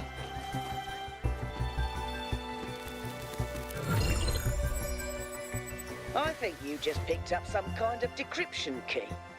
Could try using it on those terminals inside the puzzles. Okay. Oh, was that like a hint? We just got a Prometheus hint, maybe? What's going on? Alcatraz. Okay. What can I do for you, 1K? What do you think about the body replication tech? It seems like something that could very quickly get out of control. You know that saying about good intentions? If we can solve problems by just making more people, how long before people just become a problem-solving tool? I mean, isn't that what they are? The problem is, Alcatraz, that I think you're looking at it from so high in the clouds that you're forgetting that both realities can be true. That people are kind of a problem-solving tool for other people. That doesn't prevent them from being people. What do you think about Miranda's idea that it's our duty to spread life? Our ancestors thought they could introduce new species to existing ecosystems, and it never turned out well. Perhaps to understand the context, Matty, of why these people, these androids, are talking in this way, it is important to understand the context of the story, which is that human beings, at least as far as we are aware, ceased to exist a long time ago. I think it was a virus or something that killed them off in the world of this game. These androids refer to themselves as humans, but clearly they are not biological humans, but they're trying to establish a new society. There is 1,000 individuals, there are 1,000 androids, and they're trying to establish a new society using the history and the texts of ancient humans who have since died and ceased to exist. They're trying to use those ancient texts to help them to form a new society and try to make it perfect, try to make it function in exactly the way that a society and culture should function. And they're finding it difficult. Which makes sense, because it is difficult. And we're just on an expedition. We're only a small handful, right? And we're on an expedition just to uncover some secrets of the humans that came before. The problem was I was reading your chat message and I don't know what he said. I'll just say it makes sense. Like a lot of things Miranda says, it sounds pretty, but once you think about it, you start seeing the problems. Did you know the founder? So the founder, Matty, they all have a number, right? You can maybe just see it here. I think this guy's number is 264, which means he was the 264th android sort of activated in this group. We are number 1000. We're 1K. The founder was number 1. I sure did. Not as well as Byron, but she was still around when I was born. I remember she came and talked to me after New Alexandria. Told me how sorry she was. I never blamed her for that. It wasn't her responsibility. What was New Jerusalem like when you were born? New Jerusalem is the city where we all live, where we're trying to forge this new society that's just and righteous. A lot busier than it is now. My most defining memory is that it was extremely noisy, because something was always being built. Got annoying after a while. And what about New Alexandria? For some reason, we'd convinced ourselves that New Jerusalem wasn't enough, that we needed another city. We thought it would be easier the second time around. All it takes is a little bit of arrogance. True. And a little bit of ignorance. And people die. Alright, thanks Alcatraz, sorry. Still a little bit of pollen lingering in the air. Yeah, so that, anyway, that's like the context of the story, Matty, and then maybe that will help you to understand. Now, these puzzles, we don't really know why these are here. There's lots of theories about why they might be here, that they might be a test that was left by the founder or by the old humans to try to get us to think logically or scientifically about things. Because the old humans designed us, right? They wanted us to eventually, you would think anyway, become the new sort of governing society of the world. But for the most part, they seem to have wanted us to do that correctly. Let's just get this. So we now have a box. We've got a jammer, which is fine. This guy.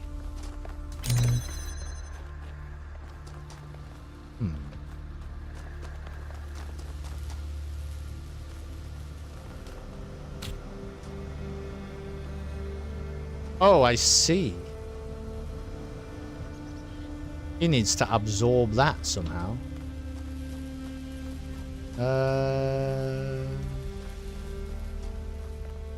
How can I don't think this will be high enough. Just need to absorb the blue, but I'm pretty sure. Yeah. Maybe if you... This? No.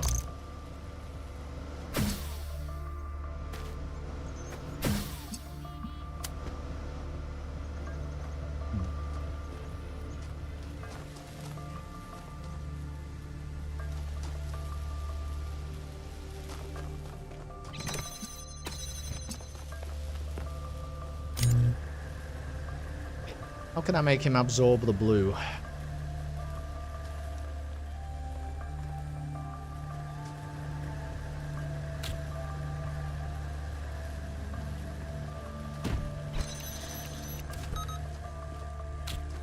Potentially like this, actually.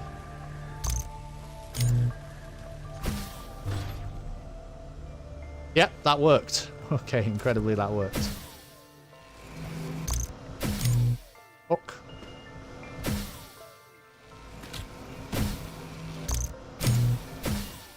Shit.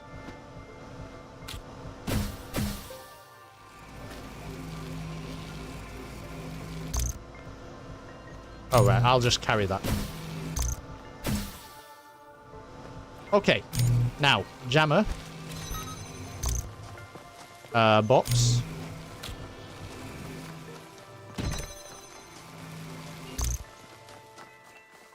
If I do this,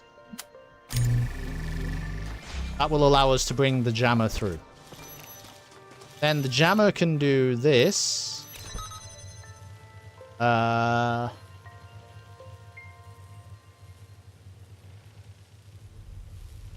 we're going to want him... Okay, yeah, it's fine. He's going to absorb the red. Yeah. Now he's got the red. We can do that. And we can do this. And easy peasy. I don't know. I'm finding these ones pretty interesting so far. Like, interestingly easy. Not fair.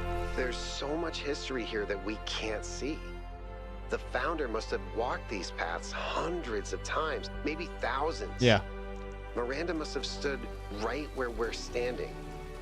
This all looks alien to us, but it must have been familiar to them. If this was their home, where are they now? They must be inside the megastructure, waiting for us to pass the test. It's the only thing that makes sense. Yeah, the best way to learn about the items really is to just watch and see what they do, I guess, because we're at the point now where there's quite a few different things.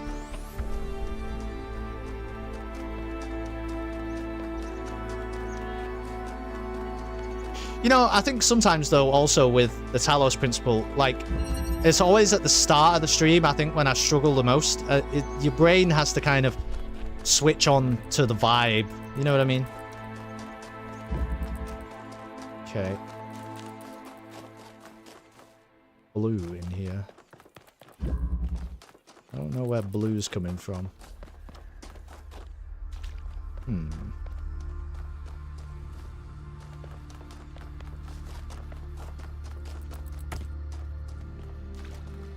Well,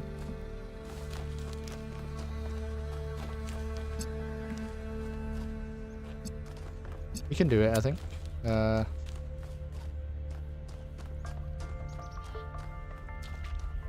Presumably.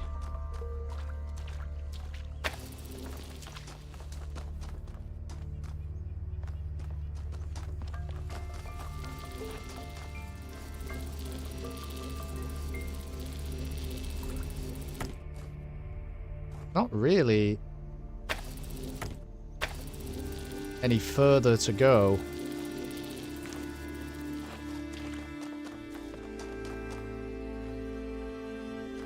Oh yeah, okay. There we go.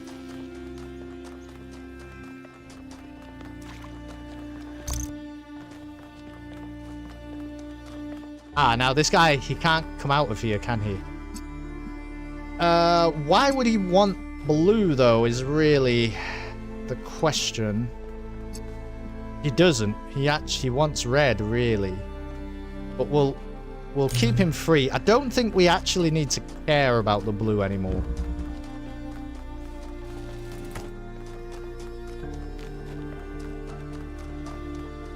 Where is the red, though? It's around the corner here, isn't it? So what's the best way we can do this? It's probably...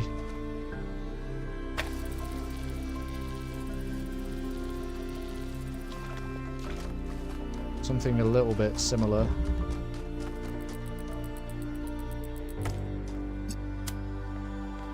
I mean, this is fine.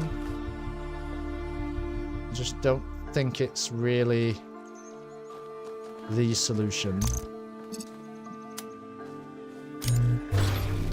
Obviously, he's now charged with red. Oh, and he will stay charged with red, which is pretty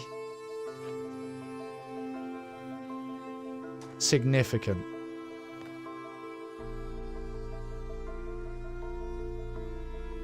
But where would he need to be?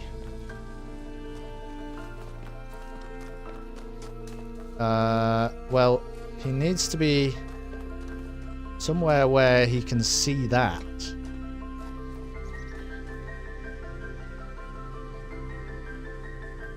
I'm gonna like, try this. Because he's now a red power source, isn't he? So we don't care. Controls on screen are a robot making a face and sticking his tongue out. So really now... this guy should be able to go there and we sort of reverse everything. Because through this window...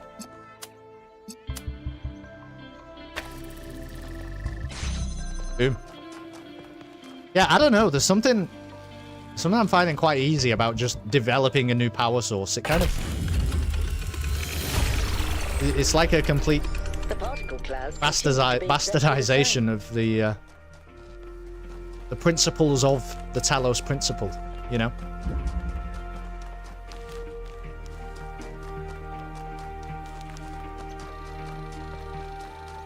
What's going on, Melville? I've been wondering, what made our ancestors settle in these god-forsaken places? It can't have been easy with those frail, squishy bodies of theirs.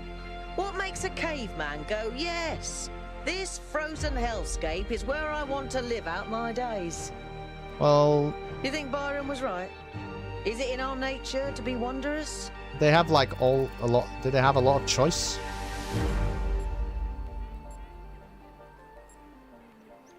We like to overcome challenges, no. People are drawn to the idea of building a new society, no. It's just about resources and population pressure. Population pressure is a weird way to... we're talking about cavemen. That's like a weird way to phrase that. I think they came here looking for beauty. I don't think that's really true. The way you've posed this question, Melville, is stupid. Because if we're talking about cavemen, I think it is about resources. Yeah, if we're talking about Neanderthals, right? They're going to set up near bodies of water and sources of food, like every other creature. Population pressure is so... why would that be... why would that be attached to this answer? I guess population pressure eventually comes into it.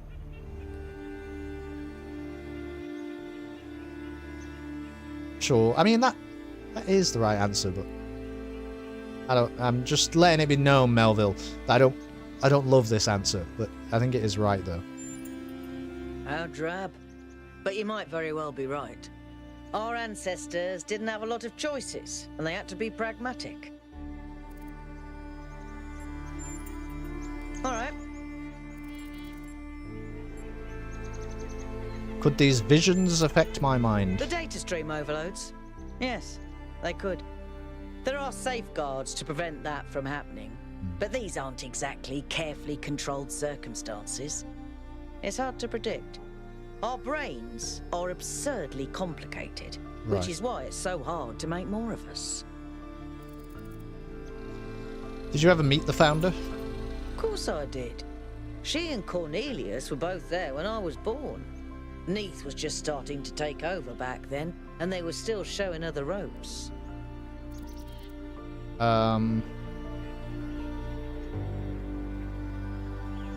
What was the founder like? Busy. There was always another problem to solve. Did you know that she never upgraded her body? No probs, mate. Always prioritized everyone else. That's the kind of work ethic I wish more people had.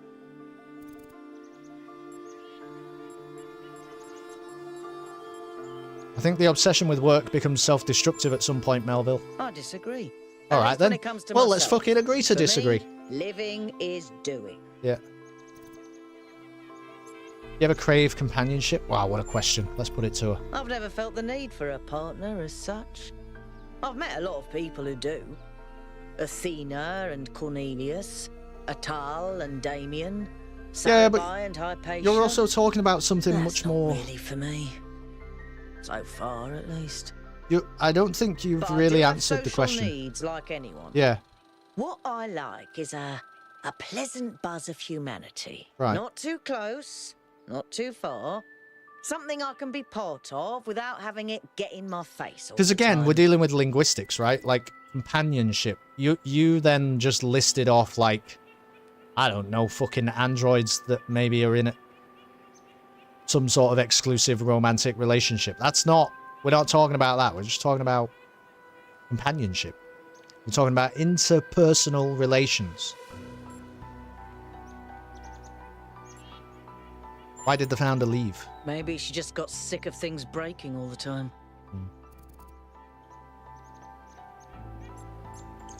What do you think about Miranda? She's so innocent and full of wonder, it should make me want to retch, metaphorically speaking.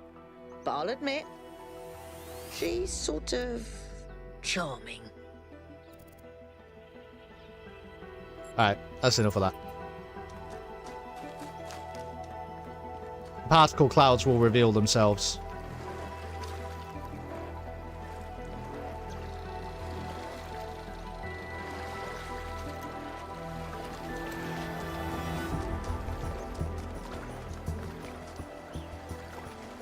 Alright. Number 5. Balance of forces. Yeah. Interesting. Not sure how we're going to do that.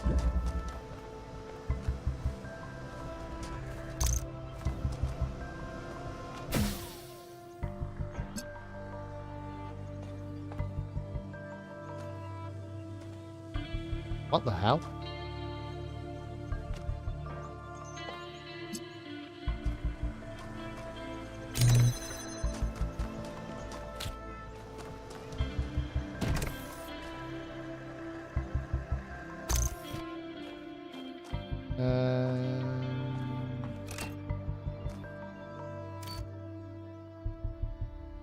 Doesn't really make any sense.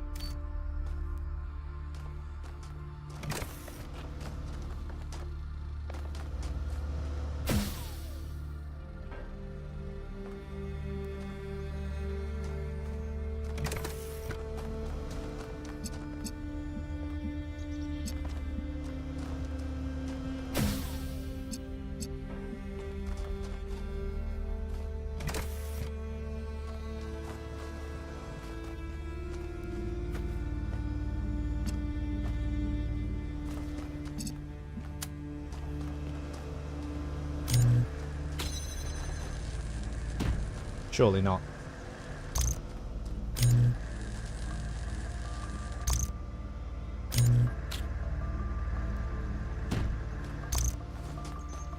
Surely not, right? Close, though. It's close, but it's not right. What does this do?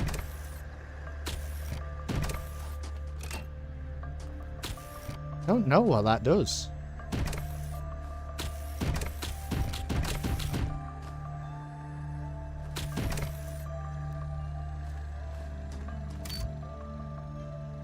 And I don't know really what this does. It's only...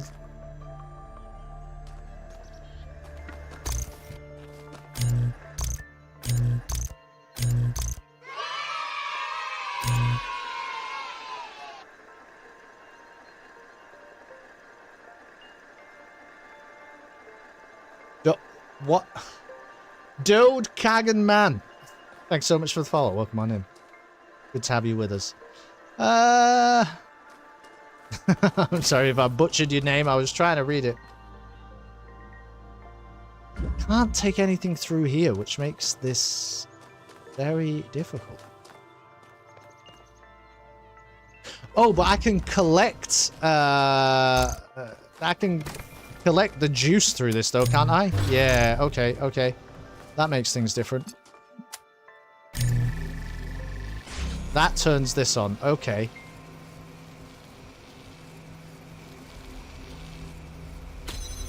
So now...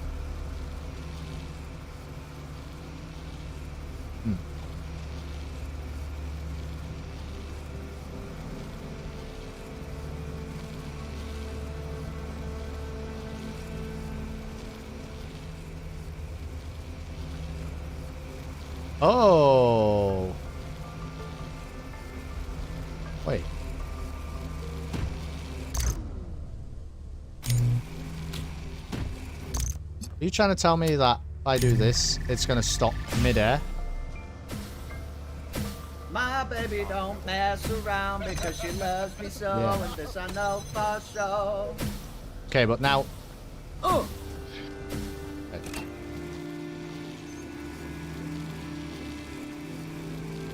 Oh, thanks so much for the subscription with Twitch Prime. You don't have to do that. That's cool of you though, Doug. Dodecagon man. Oh! Is that how I should be saying it? Thank you for spending Jeff Bezos' money. Very cool. Okay, well, I think I found the solution, so... Hold on.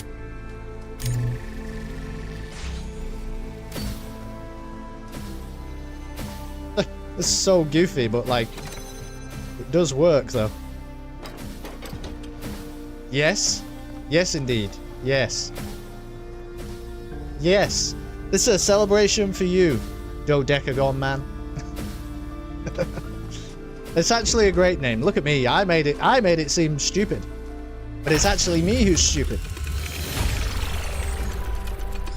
Because Nam's right. It's actually a fantastically creative name. This is a ridiculous solution, by the way. Can we all just admit and accept that together?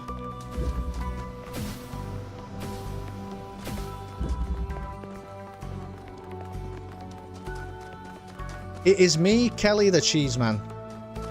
Oh, I see. Then you're very welcome. Come on, Nam. What the fuck is that? No, do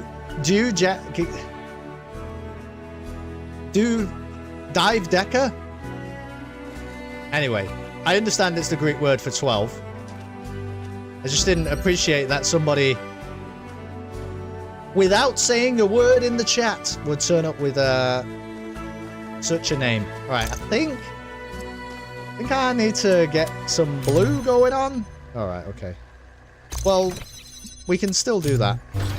And then, I guess, do that. Okay. We have a stream of blue. This guy wants red, though, pretty crucially. This is going to make a hole in a wall somewhere. I just need to find the type of wall it can make a hole in, which I don't actually... Not like a red herring. Is that not actually going to do that? Oh, okay. Now we can... Well... Presumably...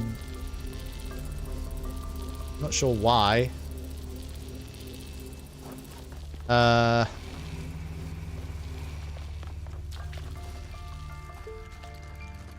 You...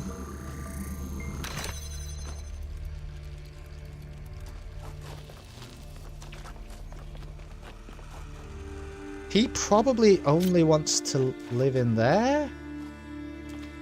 Oh, here's the hole. Look, we have to get that driller thing out of there, I think. That's an uwu at the beginning? I don't believe you. That is one sound alert that doesn't exist. Actually, Dodecagon man, you do now have access... Oh, great. Oh, because I put an extra S in it. You do now have access to these. So you can do things like... that. There's no play, there's no pace, no passion. A monkey in a suit could do a better job. Right, I've got to get this... you surely have to exist here for a minute. So that I can drill a hole in a wall. And then work out what we're actually dealing with. So this is how I get green. So we're going to want to get green in order to make red. Don't think it's necessary. Yeah, okay. I'm going to discharge this. We'll put that through there. We'll pick up the green. Okay. Now we've got green. And we don't need to make any more holes in the wall. So that can just exist there. I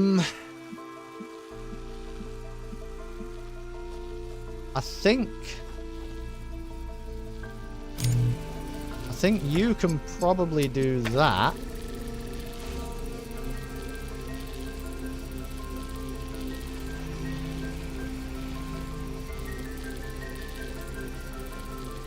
What is that even doing? Does that matter? That doesn't matter, does it? If that's going to matter, I'll be surprised.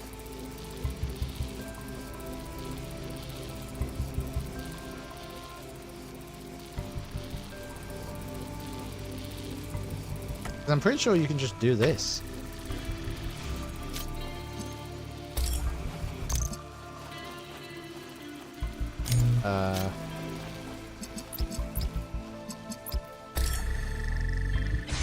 Yeah. So what the fuck was all this then? Was this like there was an intended solution over here that we never really got to?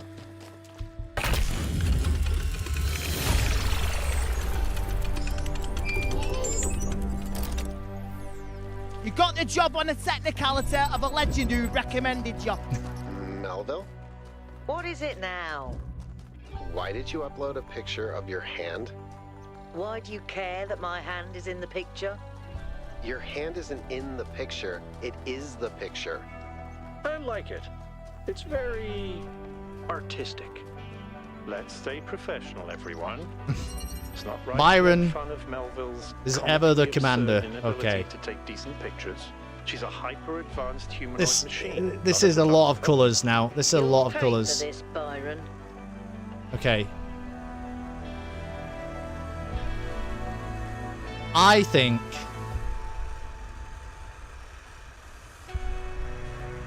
I'm almost sure that he needs to get green. I'm almost convinced of that.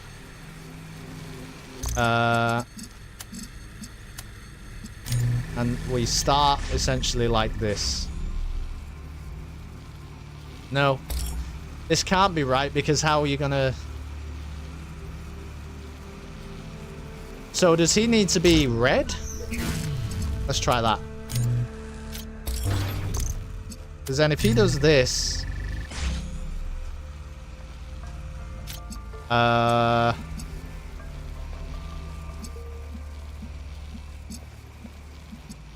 Well...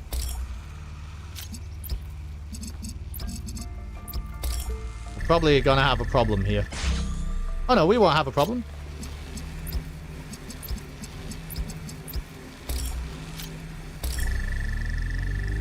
Somehow, I mean, you'd have told me 20 seconds ago that that was going to work. I'm not sure if I would have believed you, but it did indeed work. We're like rocketing through this area. 1K solved that one. No, sorry. Oh, it was really clever. There's only this 8th puzzle left to go. Is it this one? Remember. Remember. Remember.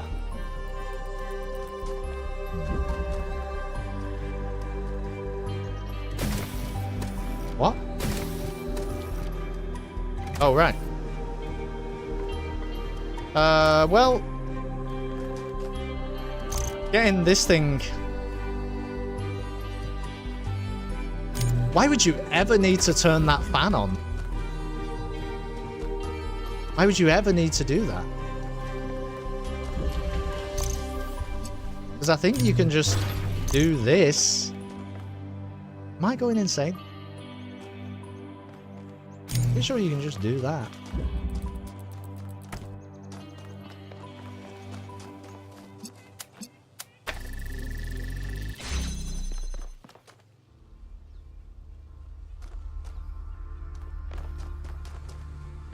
Oh, I guess...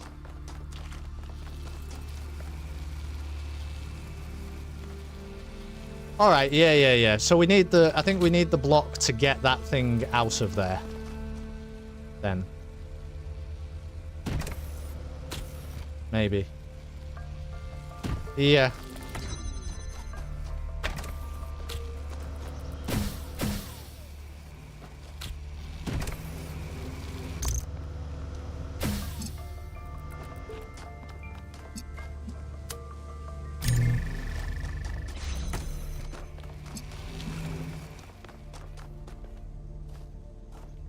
Oh, but then we still need the block.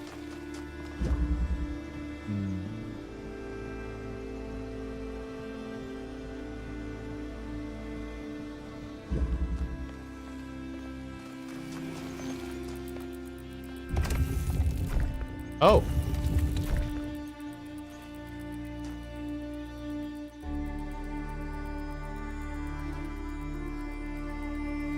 Well, what does that do?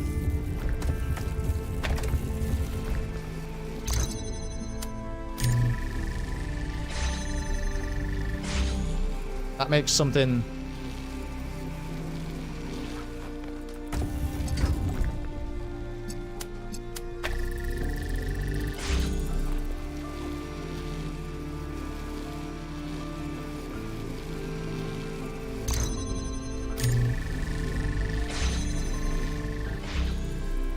That's gotta probably open this gate, right?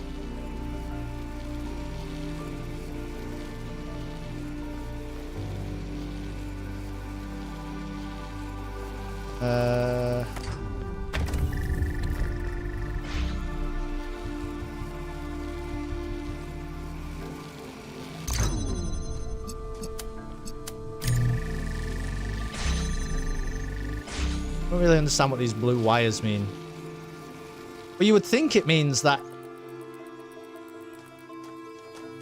You know? You think it means that the gate is now open. But the gate's only open...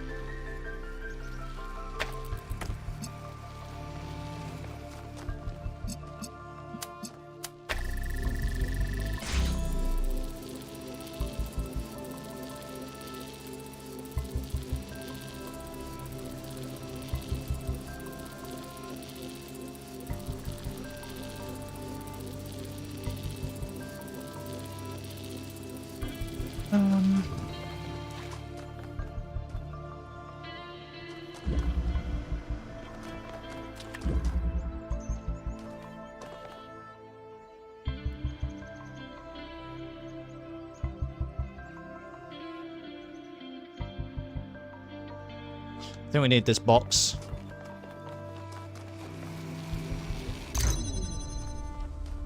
%sure we need this box.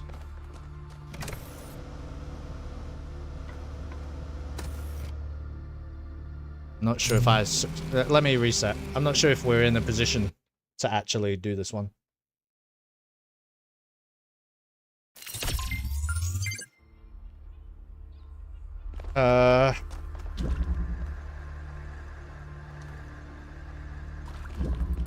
So get in the box.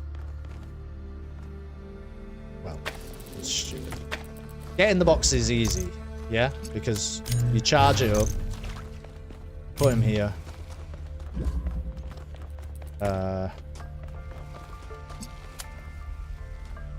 Then you just do that. Then you get a box.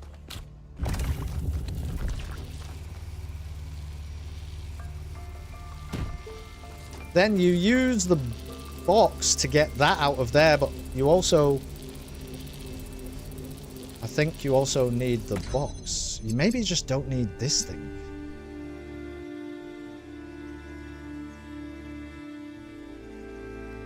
I think you do need this thing.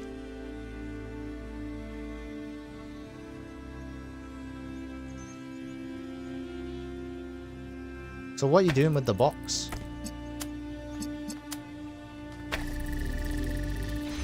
Well, you might say you're doing this with the box.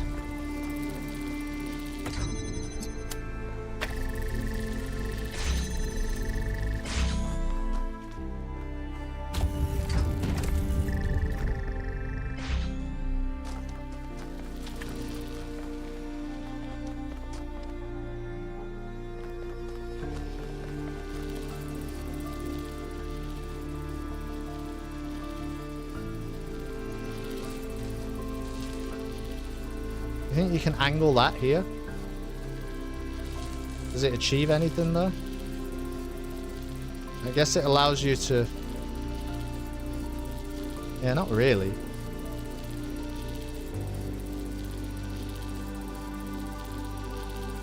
Clearly the solution is that the box goes here and something goes on top of it. Probably the absorbing one, because I don't know how you're going to bounce the light around.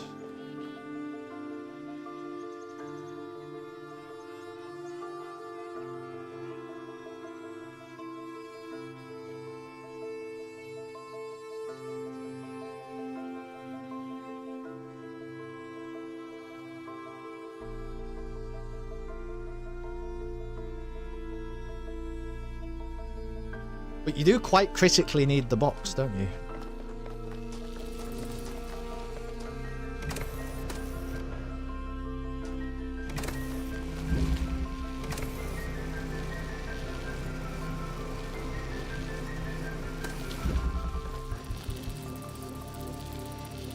One of these things is useless, probably. And it's not the box.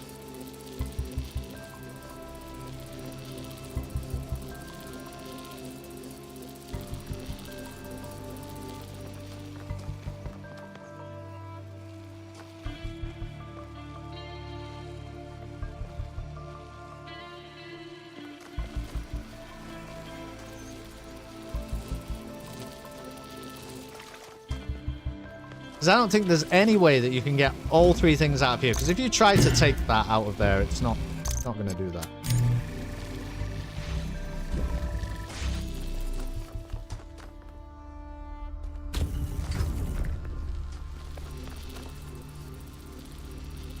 So I think the box is just maybe... Maybe the box is just a way to put this in here. Because this can... It can do some stuff. Primarily so that you can get this out of here.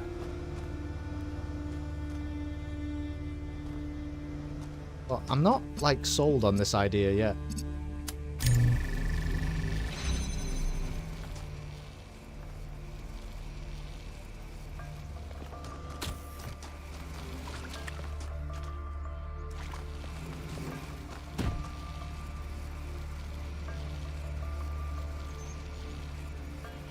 Oh, actually, wait. Actually, no. Because if you put the box in there, then you can get the box out. The box can always get out.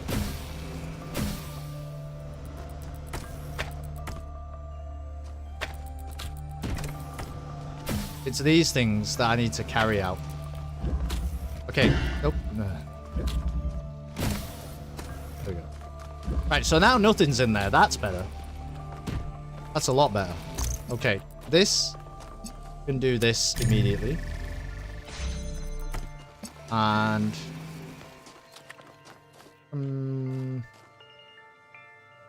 here?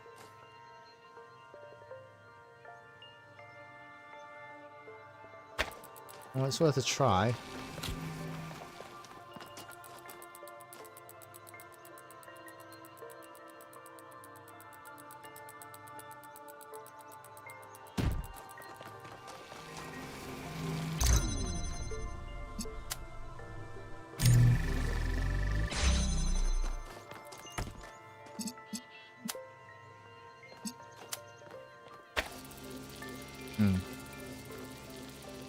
Needs to be a lot closer.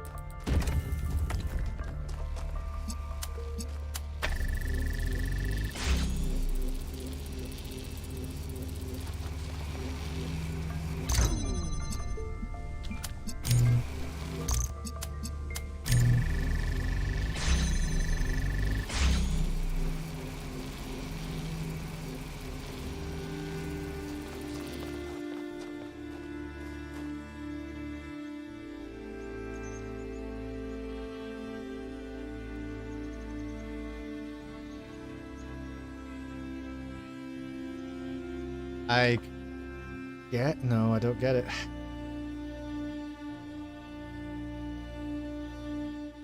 Well, I might get it. Actually. So I'm not too sure we need this. There we go. Alright, now we can just let that... It doesn't matter. Yeah, okay.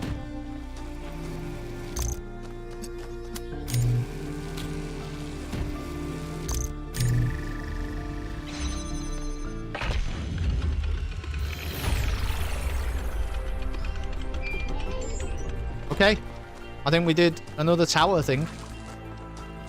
Actually, this was an easier area, I think. Unless I'm, like I say, unless I'm just all Talos principled up now.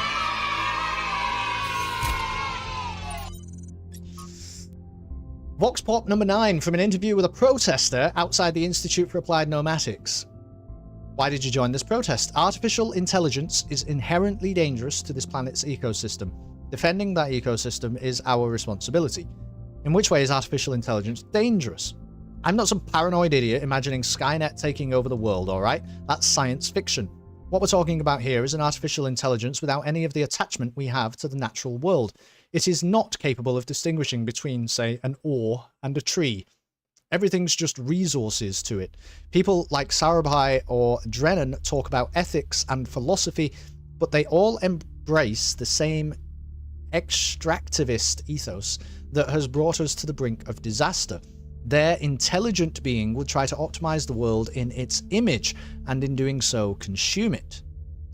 So far, they're saying it's all theoretical. The atom bomb was theoretical at first, too. Once something is there, someone's going to use it. Why couldn't they imagine that we might care about the world? Says Miranda, one of the AI. I don't know, maybe because they were too used to no one else caring. I mean, that's one of the interesting things. I don't know, the game hasn't really gone into all that side of things too much, but it is one of the things that people talk about in relation to AI, right? Not in terms of the environmental impact of like big servers and stuff. That is not what I'm talking about, so I'm going to ignore that for this point, even though that is a significant part of the whole discussion. It's the idea that the AI will not uphold the same ethics as the humans will uphold, and so therefore will be destructive. But humans are destructive, right? That's really the point. It's like, well, like when people talk about self-driving cars and their potential to cause accidents and kill people. Humans driving cars cause accidents and kill people. They do this often. Much more often than self-driving cars.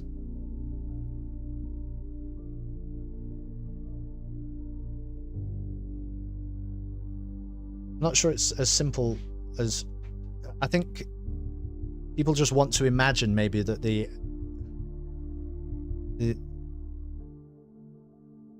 Don't know. Like the reduction or the non-existence of a soul will make the AI behave somehow differently. But those same people would claim that human beings have a soul who do these things already. From Hypatia's Journals, Volume 1, The Founding of New Jerusalem. Construction on our new home is coming along nicely. We finished two new buildings last week, and this week we started on our new lodgings. Athena and Cornelius have plans to erect a tower in the middle of the settlement, which will serve as our administrative centre and main heliport. But right now, that's still a long way off. Decades at the least. It's hard to imagine that one day we'll be able to erect structures like that there will be enough of us to need that much space. But then I look at the dam and I remind myself our ancestors built that with their short lifespans and soft flesh and bone bodies. Then I think that there's really no limit to what we can achieve given enough time, patience, and the capacity to dream. Probably true.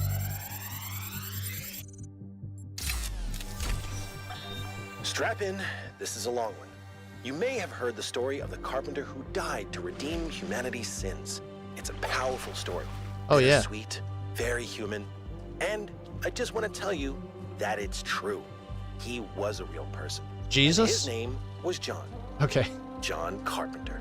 He was born in the year 1948, and he was the coolest filmmaker to ever walk the earth. John Carpenter. From Halloween to The Thing to They Live. Yeah. Totally underrated in the Mouth of Madness, mind you. He just made classic after classic. All of his movies, really fun, really atmospheric, but also really smart. Even when they were goofy, most directors would kill to have made just one of those movies. John Carpenter Christ, they called him. A big, fat truckload of nothing. Well, less than nothing. The studios, the critics, even the fans, they hated him. The Thing, okay, for example, which is about as perfect a movie as you can make, completely torn to shreds. And his career never really recovered. Every movie after that was a struggle, and after a while, he just got tired of it and quit. He only really came back to movies in his 70s. How many works of genius did we never get because of that? Look, I have a point here. People like Carpenter, people like Alex, they're not always appreciated in their own time. If you just do what's popular, you might never create anything important. Of course, we admire people who did the right thing, who didn't conform, but we only ever admire them after the fact. What matters is to support people. Fuck. Forgot I can't swim. Well, I think we can swim, but we just, you know, short circuit. Okay, enter the tower. I understand. But I'm sure that thing was telling me to go in a different direction somehow. I don't know if it's actually possible, but it's asking me to do.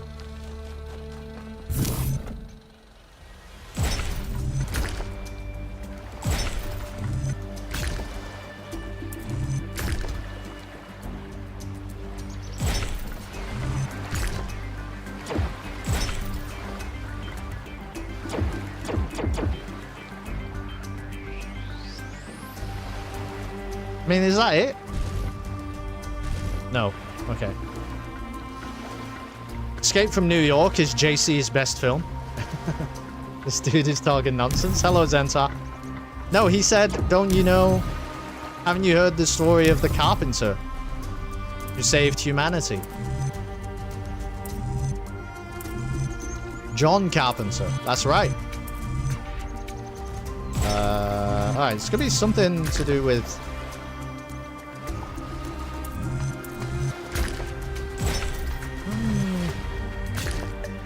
Not sure... Okay, I did it. Wasn't sure I fully understood what was happening there.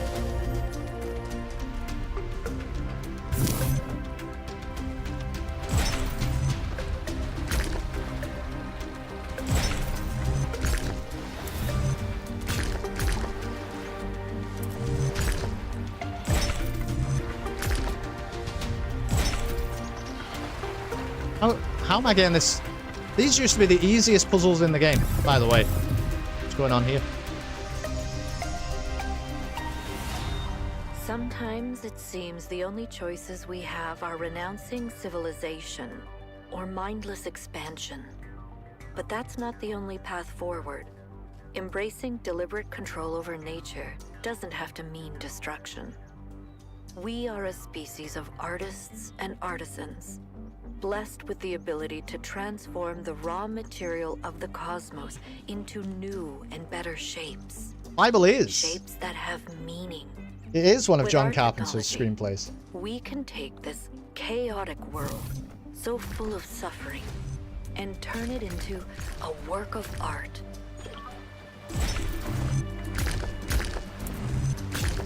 In fact, it is one of John Carpenter's screenplays, and it's blasphemous to suggest otherwise, Zentar, in fact. In the new... on New Earth, as governed by Byron, it is actually treasonous.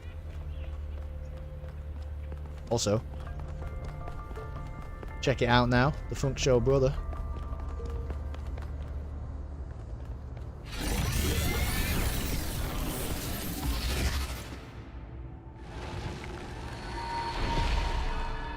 Halt, creature of clay. You have taken another step towards the flame. Yeah. Before you continue, ask yourself, have the gifts of Prometheus ever truly benefited your people? Or have they brought nothing but strife?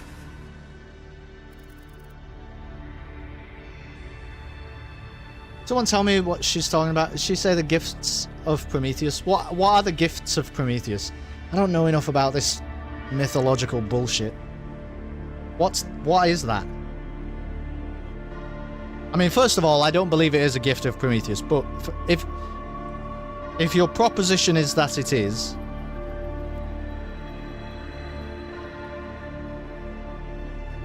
fire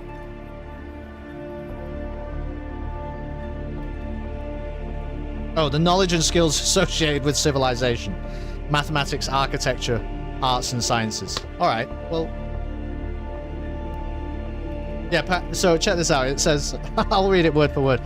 Prometheus's primary gift to humanity, according to Greek mythology, was fire. He also bestowed upon humans, just as an aside, this is not the primary thing, but also he just happened to bestow the knowledge and skills associated with civilization such as mathematics, architecture, various arts and sciences. The gift of fire allowed humans to progress, develop technology, and create a more advanced society. Fire as a catalyst for civilization. So, you're at... This is Pandora, isn't it? So she's asking me to... You know what I mean? She's asking me to accept a lot of realities that she's presenting. What she's asking me to do is to accept a lot of propositions that she is presenting as reality for the purposes of this discussion. Ms. Pandora, I assume, I will allow it. But just know that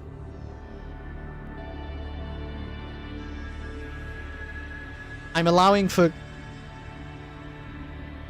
hypothetical contextuals, okay?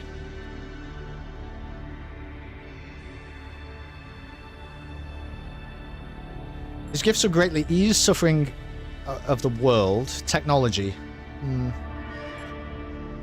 Without his gifts, we would no longer even exist. Yeah, but who the hell are we? I'm the 1000th robot from a pod, man. We have made mistakes in using them, but the good outweighs the bad. I like that answer, mostly. They have caused great harm, but they cannot be put back into the box. No. They have been a curse to my people. Lady, I'm a robot. Listen to me, lady.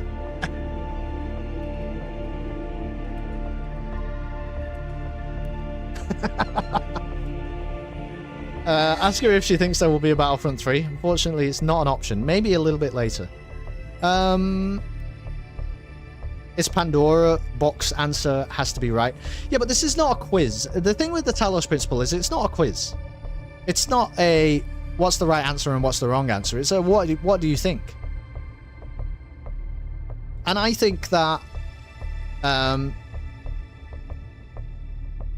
technological advances have sometimes been employed and deployed mistakenly. But that is not the same as saying that technological advancements are a scourge on humanity. They are a boon. It's a quiz if I want it to be a quiz, surely. All right, well, buzz in on the next one. I'm going to say we have made mistakes in using them, but the good outweighs the bad. In the future, these games will be made with LLMs, so that you can just type in anything. Have you seen that game, just while we're pausing here for a moment and positing Pandora's great philosophical quandaries, Nam? Have you seen Vaudeville? I think it was called Vaudeville, which was the game that featured AI NPCs. That was exactly how you interacted with it. It's a lot of jank. It's pretty shit, actually. But it's the year of our Lord 2025, so that's a little bit why probably it's shit. But the idea of it moving forwards is interesting. And you repeat your mistakes until they destroy you. Shut up, Pandora. What? Hello, bitch. Wait.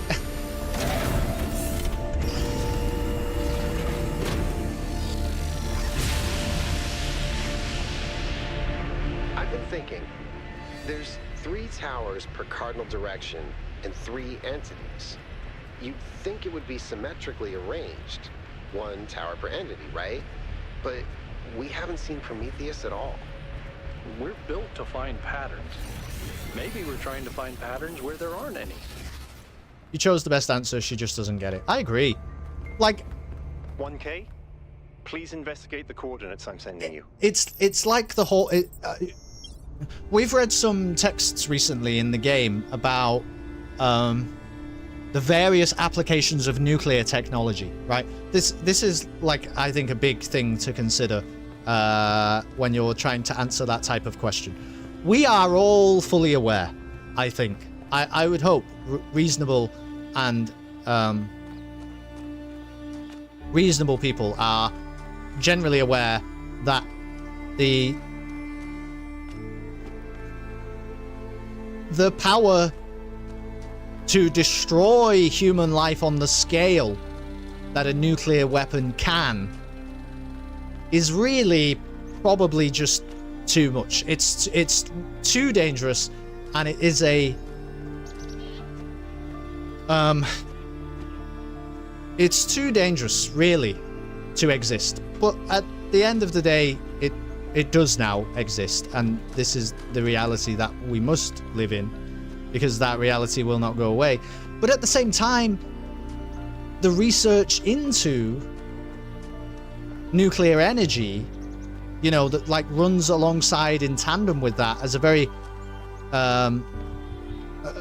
renewable and efficient source of energy generation is like a good thing, right? And so it's not as straightforward as she's saying that you just, because you discovered something, you made the world worse. That's not, again, it's very reductionist. It's trying to turn complicated questions. Honestly, maybe this is just my problem with philosophy. It's trying to whoop, are we crashed? We did crash. Look at that. I shouldn't have fucking said anything. Yeah, do me a restart, I suppose. I think I would press a button and delete nuclear weapons, but not sure if I would, if it would also delete nuclear energy. Exactly. Correct. If you had a magic button that was like the power to kill millions of people at the drop of a bomb, if I can erase that from existence, not just like erase it and then allow humans to discover it again, but erase that very concept from existence, I think every single person would say, yeah, let's probably just do that. But you're right, if it also came at the cost of disabling the other advances that are associated with it, it's a much more complicated question, and it's not as straightforward anymore. Oh, I'm supposed to click. But yeah, maybe that's just my problem with philosophy sometimes, is that it's trying far too hard to...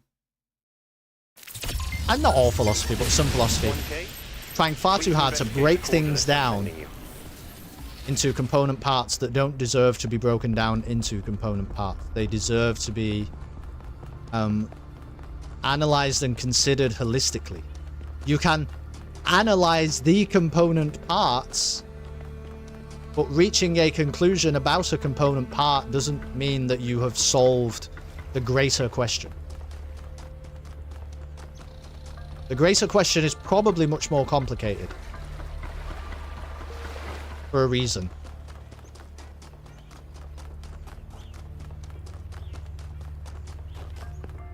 Search for schematics in a lab.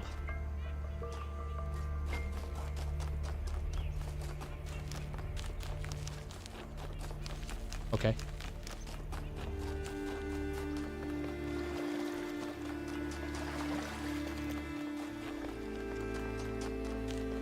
We are kind of getting towards where it's going to be the end of the stream anyway, so this seems like a cool point to stop. I don't really want to go to the new area and like start all of that business because it's going to introduce a new mechanic as well, which, you know, probably better to come back to next week. But there is a lab around here. Here we go.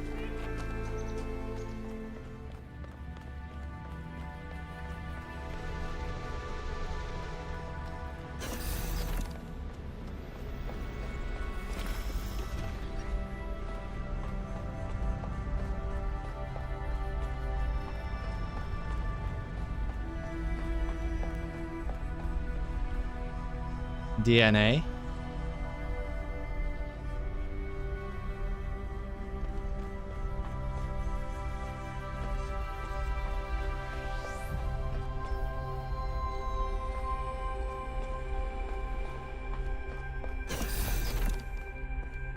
Byron, why are you already here?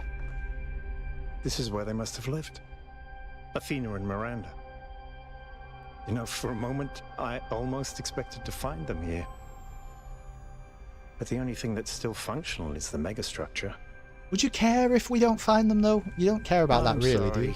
This must be awfully strange for you being thrown into all this history. But that's why I needed you. Because you're not burdened with all these memories and conflicts and regrets. Weigh on our minds like a nightmare. Is this Byron's villain arc? What are we witnessing? A nightmare? Our civilization is caught in a loop, 1K. We freed ourselves from the simulation, but now we're trapped again, and it's our own fault. We're afraid of taking responsibility, afraid of growing up. Instead, we make up some capitalized words and build up all these myths around them. Nature, balance, the founder, the goal. We're afraid to face the randomness of the cosmos, but equally afraid to imagine a better world. So we're stuck. I've been trying to find a way out for years. Something, anything, to get people to understand that we do actually have free will. That building a thriving, expanding civilization doesn't have to involve repeating the mistakes of the past. But I failed. Over and over.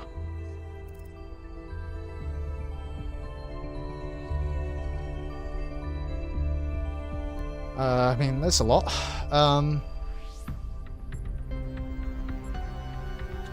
Why did you fail? Is it the ignorance of others? Because for some reason, people find it easier to cling to cynicism and self-hate than to actually have hope. Because believing the worst about ourselves, calling ourselves sinners and fools, somehow still seems wise. Well, I think it is wise. I don't know if I would use sinner, but... yeah. Yes. Because this is something unexpected, an anomaly. Everything we found on this island challenges who we have become. It shows us that different answers are possible. And maybe that can break people out of the loop. All we need is a spark. Maybe that's why she made all this. The puzzles, the towers. A way of jolting us out of our complacency. But we don't know who made them, do we? Are we sure that Athena made them? That's the problem with these answers. It's like, yeah, I do hope that that's true, that it's a test to encourage creative thinking. I understand that, but we have no fucking idea, to be honest with you, Byron. It's a nice thought. Neither do I, 1K. But I try to be optimistic. Yeah. Now, let's see what else we can find here. Chess? Yeah, but this is a nonsense. What has happened here? It's not a real game. First of all, I don't think there's a king, because I think that's a queen. A queen and 3 pawns versus a pawn? That is not how you board game.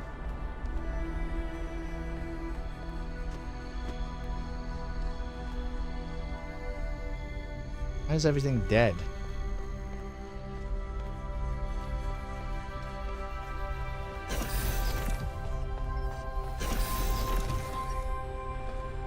What the hell is that? Melville, eyes on 1K's stream. Is this thing what I think it is? Blow my fuse box. It sure looks that way. Best not touch it until I get there.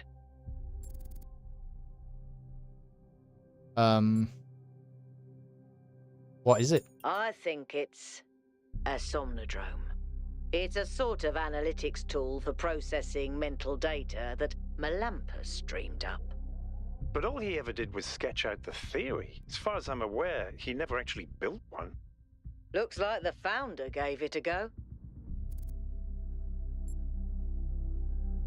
Can you explain it like I was born yesterday? Well, what we know is that our deeper algorithms are hard to pass.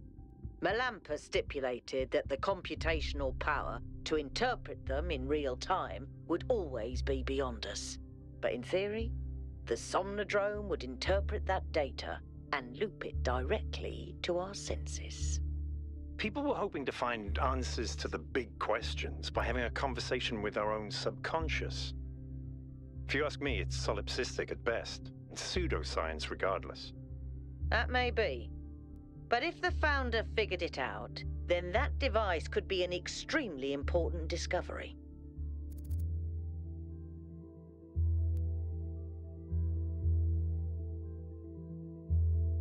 We should study it. I agree. The data on that device could prove invaluable. Besides, you may have survived all those data stream overloads, but interface with that thing and you're liable to get bricked. Sounds like a plan. Melville, I'm shutting this thing down until you can get here. 1K, get on with exploring the rest of the lab. Do you think it's possible that... You know, like, the old society of humans? You know, like how we call ourselves humans, even though these fucking doors are a nightmare, even though we're androids? Like, is that legitimate? Yeah, could that... Can that translate? Somnodrome prototype. Melampus believed that the answers we're looking for, the correct way for the individual to exist ethically in society and the world, are within us. Our failure to him was not failing to create a better system, but failing to truthfully reflect what already exists within our minds. A failure of connection between the high and the low, the inner and the outer. On most days, that seems wrong to me. But sometimes when I think of where New Jerusalem is headed, I wonder if the Somnodrome doesn't hold an answer after all. It took some time to build a prototype according to the original blueprints. There's a lot Melampus didn't account for. Still, I'm almost certain I could apply some of my own knowledge and make it work. The question is, should I? It's like fountain of knowledge thing.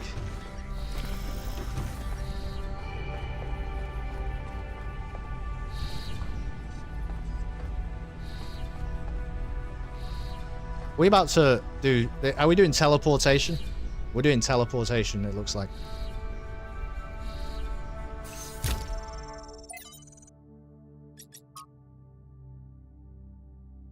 From Thekla to Athena. Beloved founder, wherever you have gone, I continue to have faith. You are our mother, our creator, the chosen of the progenitor. I am certain that this is a test, a trial like the ones you faced in the simulation, and we will learn from your example and keep the faith. Results confirm the anomaly is consistent. There was no error in trial 108. The error is in our understanding. We need to start over. I went ahead and ran the next set of trials anyway. This is from Miranda to Athena. I know you said to wait, but the data we got from the last batch was just too amazing. Every step leads to the next, like a progression of musical notes. We're so close. Uh-oh.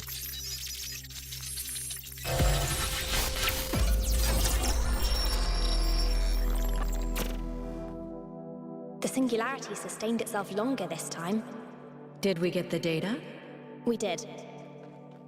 I think we just obsoleted quantum physics.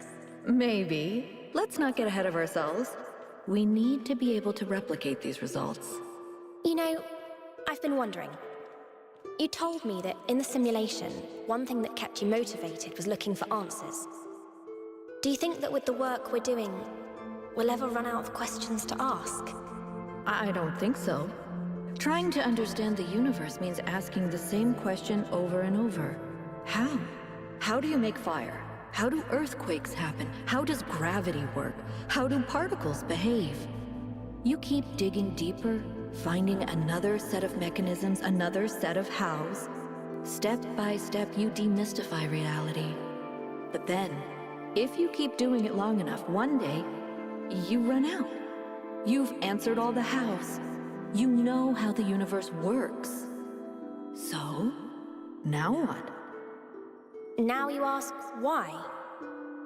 Isn't that the next step? It's not quite that easy. The question of why cannot be answered. Even if it could, it would only be followed by another why. At some point, you have to accept that it all just exists. But there is another set of questions. What's next? You've stripped away the layers of mystery, you've laid bare the machinery. Now you have to start building, to add your own layers of meaning.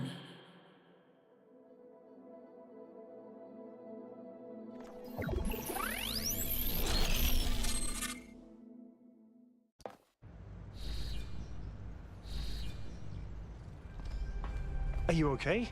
You overloaded again. I saw Athena. Yes, I saw. It came through on your stream. Strange to hear her voice again. But that was her. The way I remember her. The real Athena. Not this imaginary founder.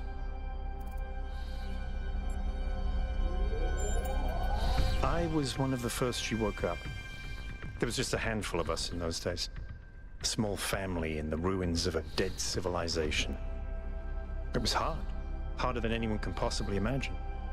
We had nothing except what Alexandra Drennan and the Institute left us. Now that everyone lives in civilization, they don't understand how necessary it was for us to build that civilization.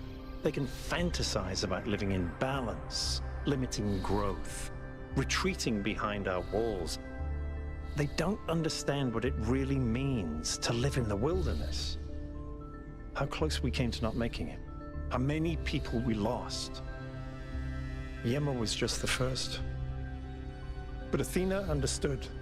She believed in humanity. She believed in us. In the inherent value of consciousness. Her dreams were so much bigger. She wanted us to reclaim the Earth, to reach for the stars. Okay. To build and grow and learn.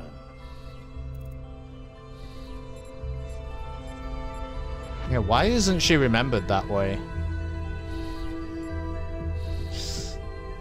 Is this just what people do? Is this why we shouldn't make idols? Because you accidentally dehumanize the human lessons. The city was already changing before she left, turning inwards, forgetting the future. Once she was gone, other people shaped her memory, turned her into the symbol they needed. I understand all that, as depressing as it may be. What I don't understand is why she didn't tell me. If she came here to do all this, why didn't she bring me along?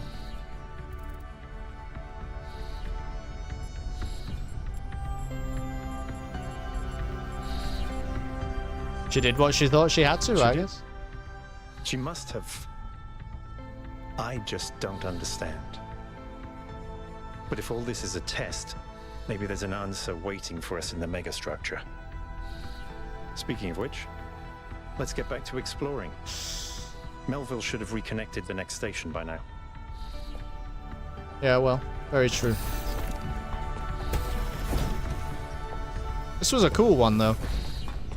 And there are a lot of people, it seems like, in this futuristic android robot society who, like, consider the founder an infallible paragon of righteousness and knowledge and wisdom. And I think that's probably quite dangerous, and she probably would have said the same. She thought she must be able to do better. I just think, from the way that she was speaking to Miranda, you know,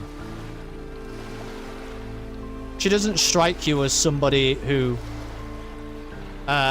knew that she had all the answers. She strikes you as somebody who was striving to find answers even when it seemed like she might be running out of questions. If that at all makes sense, which is probably the pinnacle of wisdom, really.